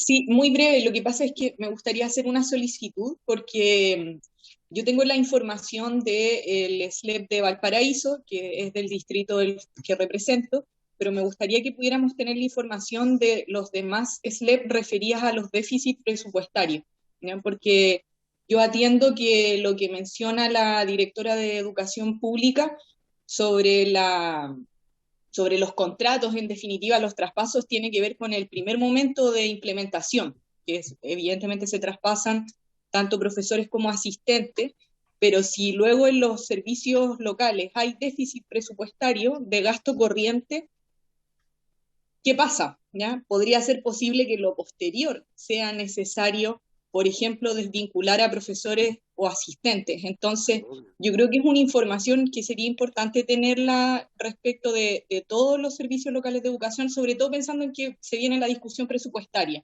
y que por lo tanto ahí nosotros también tenemos importantes peleas que dar. Me parece muy bien, diputada Rojas, comparto y apoyo su planteamiento y le solicitaría en nombre de todos nosotros a la directora nacional si pudiera elaborar un informe de esa naturaleza para que nos lo pudiera presentar a la brevedad y para ayudarla, si es necesario, ¿no es cierto?, en el tema de la discusión del próximo presupuesto, como bien apuntaba la diputada Rojas. Pero sobre todo porque nos interesa muchísimo darle continuidad a esta conversación, que se gatilla a partir de la presentación, ¿no es cierto?, de este interesante estudio de la Universidad Católica que ha presentado el señor Muñoz. Creo que sería interesante, yo me imagino que tiene que tener, o es posible recopilar, ¿no es cierto?, y consolidar esa información. Muy bien, gracias a todos, gracias a todas, y entramos en el tercer punto del orden del día, que tiene que ver con nuestra tarea legislativa, y vamos a poner en tabla, distinguido diputado señor Romero, el proyecto ya revisado que busca y tiene como objetivo, ¿no es cierto?, introducir flexibilidades, adecuaciones al sistema de admisión escolar, que nosotros mismos aprobamos hace algún tiempo, para posibilitar un mejor trato, ¿no es cierto?, a los establecimientos con internados, y también se abordó por una indicación que venía del Senado, estoy haciendo una síntesis rápida, el tema de los establecimientos, perdón, de los niños y niñas con necesidades educativas especiales. También en la síntesis entendemos que había quienes sostenían, discusión que yo no quisiera que volviéramos a poner sobre la mesa, de que había un proyecto que el gobierno había enviado hace algún tiempo en el Senado, pero no tiene caso, porque no depende de nosotros, nosotros tenemos que legislar con lo que tenemos acá, tramitando en la Cámara. Y el punto es que esto ya se aprobó en la sala, pero como el señor Bobadilla presentó indicaciones, entonces volvió a la comisión y lo que tenemos que hacer, y le voy a pedir que nos guíe nuestra distinguida secretaria, es pronunciarnos hoy sobre esas indicaciones. Procedimentalmente, es mi costumbre ofrecer la palabra a los autores de la indicación para que fundamenten, ¿no es cierto?, la razón de su indicación y luego pedirle una reacción al Ejecutivo, representado en esta ocasión por el distinguido subsecretario don Jorge Poblete, que siempre lo tenemos más o menos habitualmente en esta comisión, a quien aprovecho de saludar, y una reacción para que él nos diga cómo lo ven desde el Ejecutivo, y luego, con esos dos insumos, fundamento de los autores y reacción del Ejecutivo, votamos. ¿Estamos de acuerdo? De acuerdo. Muy bien, señora secretaria. Presidente, se han presentado dos indicaciones al proyecto, una del diputado Bobadilla, que fue en sala, que es una sola, es bastante larga, pero es una sola, y además una del diputado Pardo, que está en la página 6 del comparado. Pero vamos en orden, voy a darle lectura a la indicación del diputado Bobadilla. Es para incorporar un nuevo numeral 1, pasando el actual 1 a ser 2 y así sucesivamente, conforme al siguiente texto. 1. Reemplázase el inciso tercero del artículo ter por el siguiente. En los casos de que los cupos disponibles sean menores al número de postulantes, los establecimientos educacionales deberán aplicar un procedimiento de admisión aleatorio que el Ministerio de Educación pondrá a disposición de los establecimientos educacionales. Este procedimiento deberá considerar los siguientes criterios de prioridad en orden sucesivo para su incorporación directa a la lista de admisión del establecimiento. A.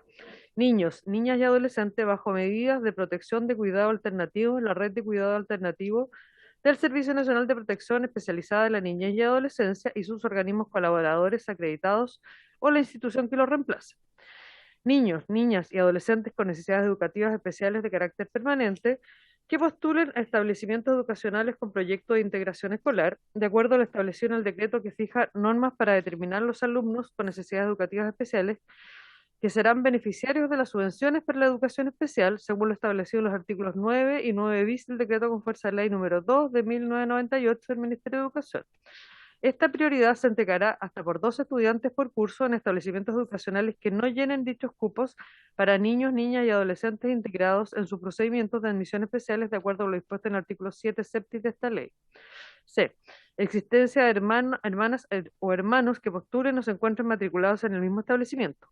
Quedarán comprendidos en este criterio de prioridad los postulantes que, sin ser hermanos, pertenezcan a un mismo hogar de acuerdo al procedimiento que determina el reglamento.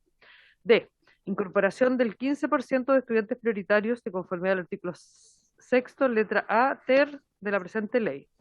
Sin perjuicio de esto, los establecimientos educacionales que en sus proyectos educativos declaren una opción preferente por la educación de alumnos prioritarios podrán ser autorizados por el Ministerio de Educación para aumentar dicho porcentaje, siempre que según la última ordenación realizada por la Agencia de la Calidad de la Educación, de acuerdo a la Ley 20.529, se encuentren en categoría de desempeño medio o alto. E. La condición de hijo o hija de un profesor o profesora, asistente de la educación, manipulador o manipuladora de alimentos o cualquier otro trabajador o trabajadora que preste servicios permanentes en el establecimiento educacional. F. La circunstancia de haber estado matriculado anteriormente en el establecimiento educacional al que se postula, salvo que el postulante hubiera sido expulsado con anterioridad del mismo. Muchas gracias. Señor Bobadilla, autor de esta indicación, le ofrezco. ¿Está presente o no?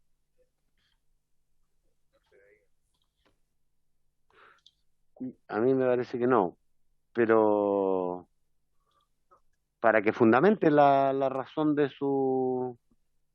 No tengo esa posibilidad. Sí está el Ejecutivo representado por el señor subsecretario. Señor subsecretario, le ofrezco la palabra para reaccionar a esta indicación. Muy buenas tardes, presidente, y por su intermedio también saludar a todos los diputados y diputadas que hoy día nos acompañan, a la secretaria técnica también. Muchas gracias por invitarme constantemente a la sesión también, de la cual participamos siempre activamente y muy informadamente.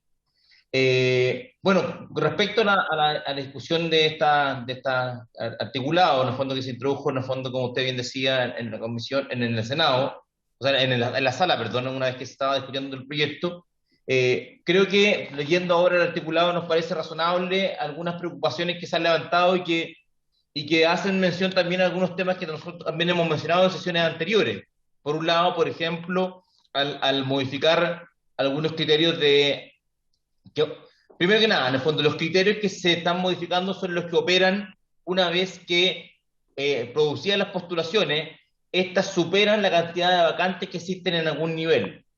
En ese sentido, el poder generar criterios adicionales que permitan darle prioridad a ciertos grupos nos parece relevante.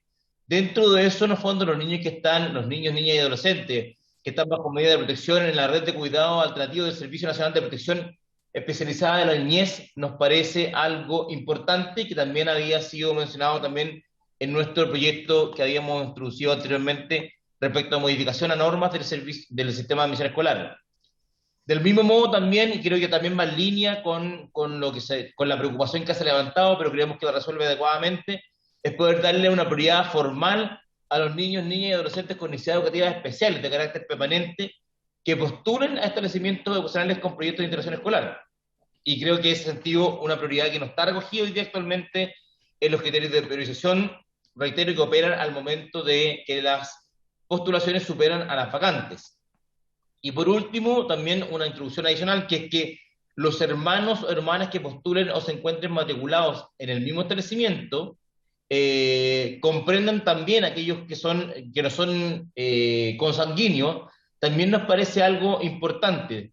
Quiero reiterar también que este tema yo lo había mencionado en discusiones anteriores, creo que también son problemáticas que afectan al corazón de las familias en Chile, que tienen niños que están con necesidades especiales, o bien que son familias ensambladas que tienen hermanos que hoy día actualmente comparten el mismo hogar, pero que no tienen consanguinidad y que eventualmente en la postulación al sistema de mención escolar no son reconocidos y por tanto podrían afectarlo, en el sentido de que pudieran quedar en establecimientos separados cuando son exactamente pertenecientes al mismo hogar. Y por ese sentido nos parece que son indicaciones razonables, totalmente en línea con lo que habíamos también levantado desde el Ejecutivo como preocupaciones de la familia al momento de postular al sistema de admisión escolar. Así que de nuestra parte nos parecen indicaciones que van en la línea correcta, señor presidente. Eso por nuestra parte. Gracias, señor subsecretario. ¿Algún señor diputado que quiera hacer un comentario a favor o en contra de esta indicación antes de proceder a votar?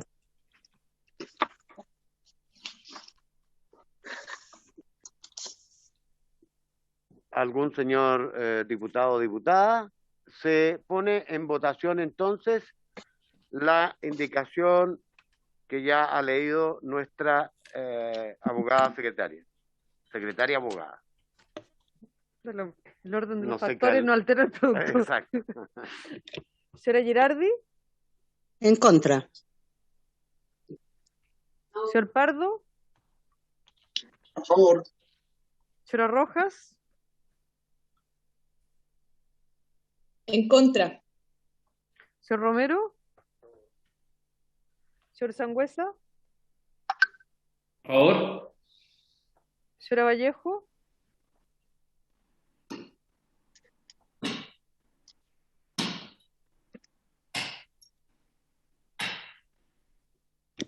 Diputada Vallejos, En contra, presidente.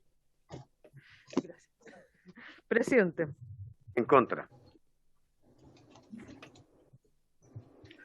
Por la afirmativa 3 votos, 4 en contra. Rechazada. La segunda indicación es el diputado Pardo y es para suprimir el numeral 1 del artículo único. Diputado señor Pardo, en consecuencia o en coherencia con el procedimiento que señalé, le ofrezco la palabra para que usted fundamente el sentido de su indicación, por favor. Gracias, presidente. A mí me parece, por una parte, que es contradictorio que estemos creando un mecanismo especial para los internados y al mismo tiempo estemos eliminando un mecanismo especial para los niños con necesidades especiales. Hoy día hay más de 60.000 niños declarados que han ingresado al sistema educativo haciendo uso de la excepción que se establece en beneficio de ellos. Yo entiendo el espíritu de la norma que se quiere votar, pero creo que no se ha analizado suficientemente sus efectos. Hay establecimientos que tienen porcentajes superiores de niños estableciendo en la indicación, y por otro lado, esto no tiene que ver con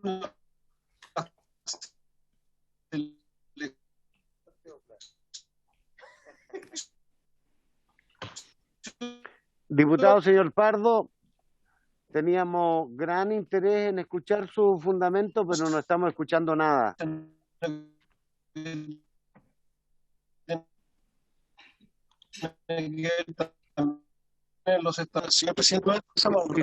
Diputado señor Pardo, le sugiero, disculpe, que tal vez se borre de la pantalla, o sea, elimine la cámara porque tiene problemas de audio muy sensibles que nos impidieron escuchar gran parte de su intervención. ¿Puede repetir, por Gracias. favor? Si me permite, voy a conectarme con otro computador y mientras tanto se está escuchando, presidente, ¿no? Sí, le escuchamos perfectamente bien, por eso que siga ahí y le escuchamos muy bien. Correcto. Lo que estaba señalando es que al eliminarse el mecanismo especial que permite excepcionalmente recibir a los niños con necesidades especiales en los distintos establecimientos, hay 60.000 niños que hoy día están haciendo uso y están en cupos haciendo uso de ese mecanismo. Los porcentajes con que cada uno de estos niños se distribuye en los distintos establecimientos no es un porcentaje fijo, sino que hay establecimientos que tienen más capacidades y tienen mayor cantidad de niños que otros. Por lo tanto, arbitrariamente establecerlo de la forma que se propone va a generar un efecto negativo. Mi intención no es no debatir, por el contrario, creo que debiéramos escuchar los efectos que eliminar el acceso al sistema educativo de los niños con necesidades especiales sin pasar por el SAE. Debiéramos escuchar con mayor detención a los mismos sostenedores, a las familias y a los expertos, porque creo que se estaría produciendo un efecto muy negativo. Yo propongo eliminar este literal 1 no para obviar la discusión, sino que para no cometer un error ahora de imponer una fórmula que probablemente va a tener, como digo, efectos nocivos en los 60.000 niños que están haciendo uso de este beneficio y en cómo se distribuyen en los distintos establecimientos. Por eso propongo eliminarlo, pero dejar abierta la posibilidad de que lo sigamos discutiendo a través de un proyecto nuevo o a través del debate propio de la comisión. Sí, ya.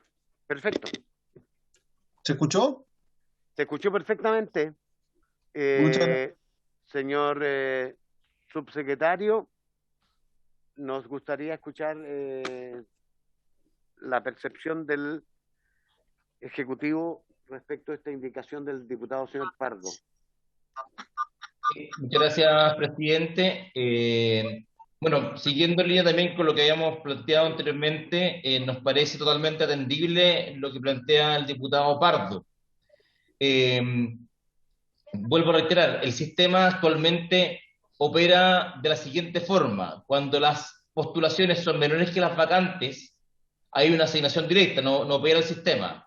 Pero cuando las postulaciones, cuando las postulaciones son menores que las vacantes, cuando las postulaciones son mayores que las vacantes, efectivamente el sistema tiene que asignar de alguna forma. Y para eso establece un criterio de priorización de los alumnos postulantes. Los criterios actualmente hoy día son 4. Y eso es exactamente lo que opera en el sistema. En esos 4 criterios hoy día no están los niños con necesidades educativas especiales. Por tanto, al momento de postular a través del SAE, entran en las mismas condiciones que entra cualquier niño. Y lo que se mira ahí para poder priorizarlo adecuadamente, reitero, si es que en el caso de que las postulaciones sean mayores que las vacantes disponibles, son 4 principalmente hoy día.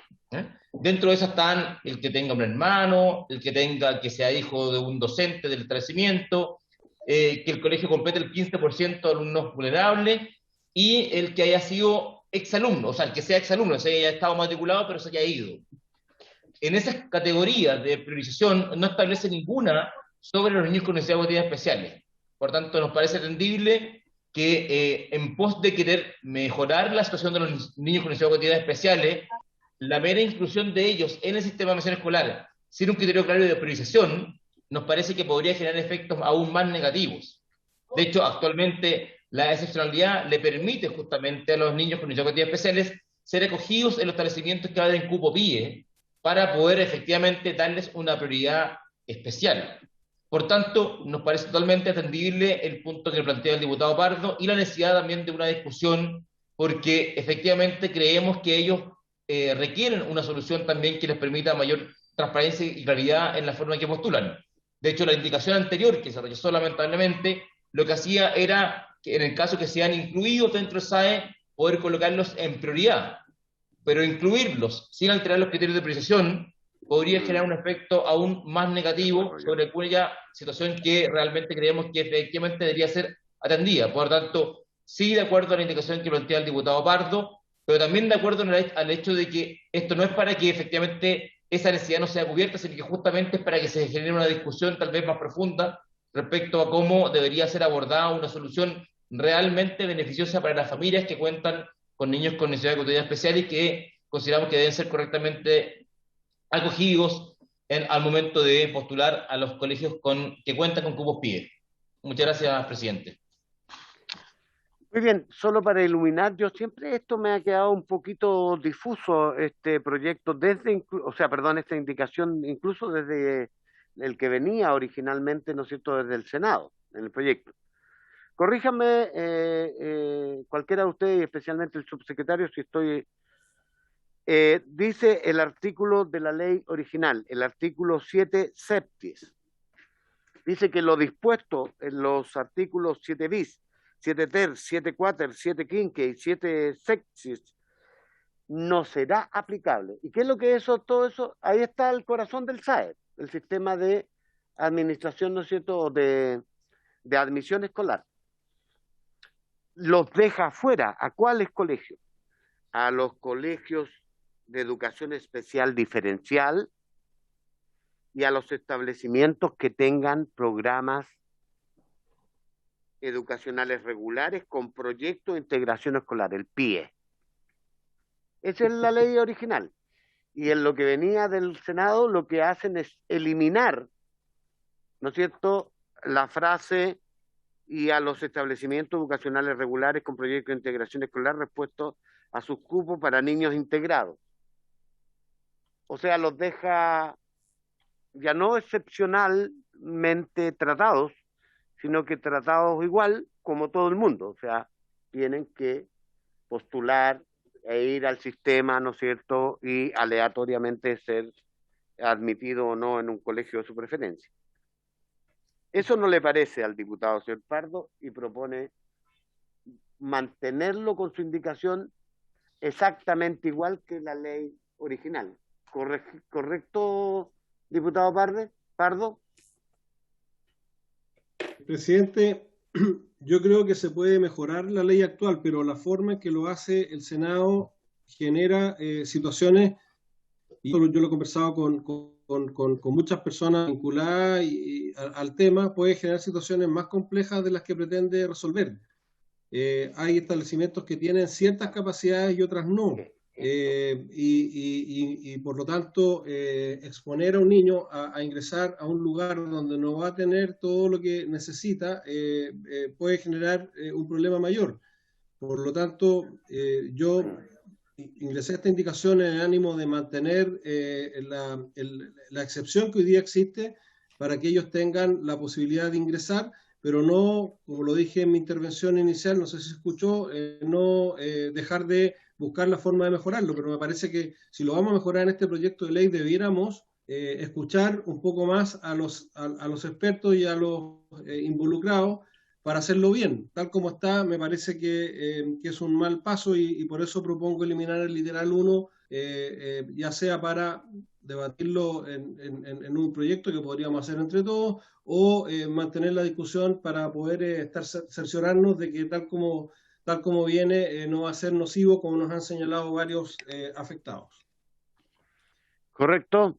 ¿Está claro? Cada vez más claro. Yo solo precisar que lo que está haciendo entonces el diputado Pardo con su indicación es suprimir el inciso primero del artículo, o sea, dejar la ley tal como está originalmente, sin la supresión que se proponía desde el Senado. ¿Sí?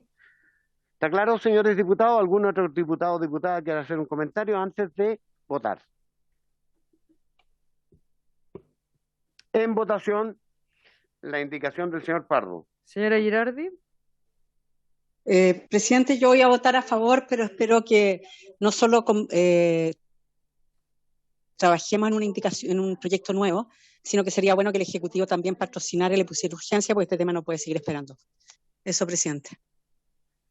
Señor Pardo. A favor, secretaria. Señora Rojas. A favor y de acuerdo con la diputada Girardi. Señor Romero. Señor Sangüesa. A favor. Señora Vallejo. A favor. Presidente. A favor, y aprovecho de inmediato en nombre de la unanimidad de los diputados presentes en esta sesión de pedirle al distinguido subsecretario que tenga bien iniciar, ¿no es cierto?, el estudio y en lo posible la redacción de un proyecto de ley que pudieran enviarnos tal como ha sido solicitado, porque yo quiero avalar y apoyar esa solicitud. Y si ustedes tienen a bien, ¿no es cierto?, presentarnos un proyecto, estamos disponibles que resuelva bien esta materia. Nos importan mucho los niños con necesidades educativas especiales y nos importa mucho que sean, ¿no es cierto?, acogidos adecuadamente y atendidos adecuadamente en los establecimientos, porque ellos son una categoría especial de niños, ¿no?, que deben ser preferentes en nuestra atención. Bien. La secretaria dará cuenta de cómo fue el resultado de la votación. Sí. 7 votos por la afirmativa, es decir, unanimidad. Unanimidad, entonces, ha sido aprobada la indicación del diputado señor Parts. Señor Vinter no votó, parece. Está pareado con el diputado Fuenzalía. Ya. Bien, entonces... Pero bueno dejar claro para el acta que estoy presente. Sí, claro. Sí, por supuesto. No, esto está más que claro, diputado. Va a aparecer como presente, no se preocupe. Señor subsecretario, estimados colegas, les agradezco muchísimo su participación, a nuestra secretaria, como siempre. Y Diputado informante. El diputado informante tenemos que resolverlo, tenemos un orden de prelación. Sí, en el primer trámite fue la diputada Girardi, no sé, pero al final lo leyó usted. Sí, claro. Así que no... Cristina, ¿está disponible para ser la diputada informante? Cristi. Bueno, le informamos, porque es orden de prelación. Le informamos que le estoy informando. Sí. Muy bien, habiéndose cumplido el orden del día y el objeto de esta sesión, esta se levanta. Muchas gracias a todos y a todas.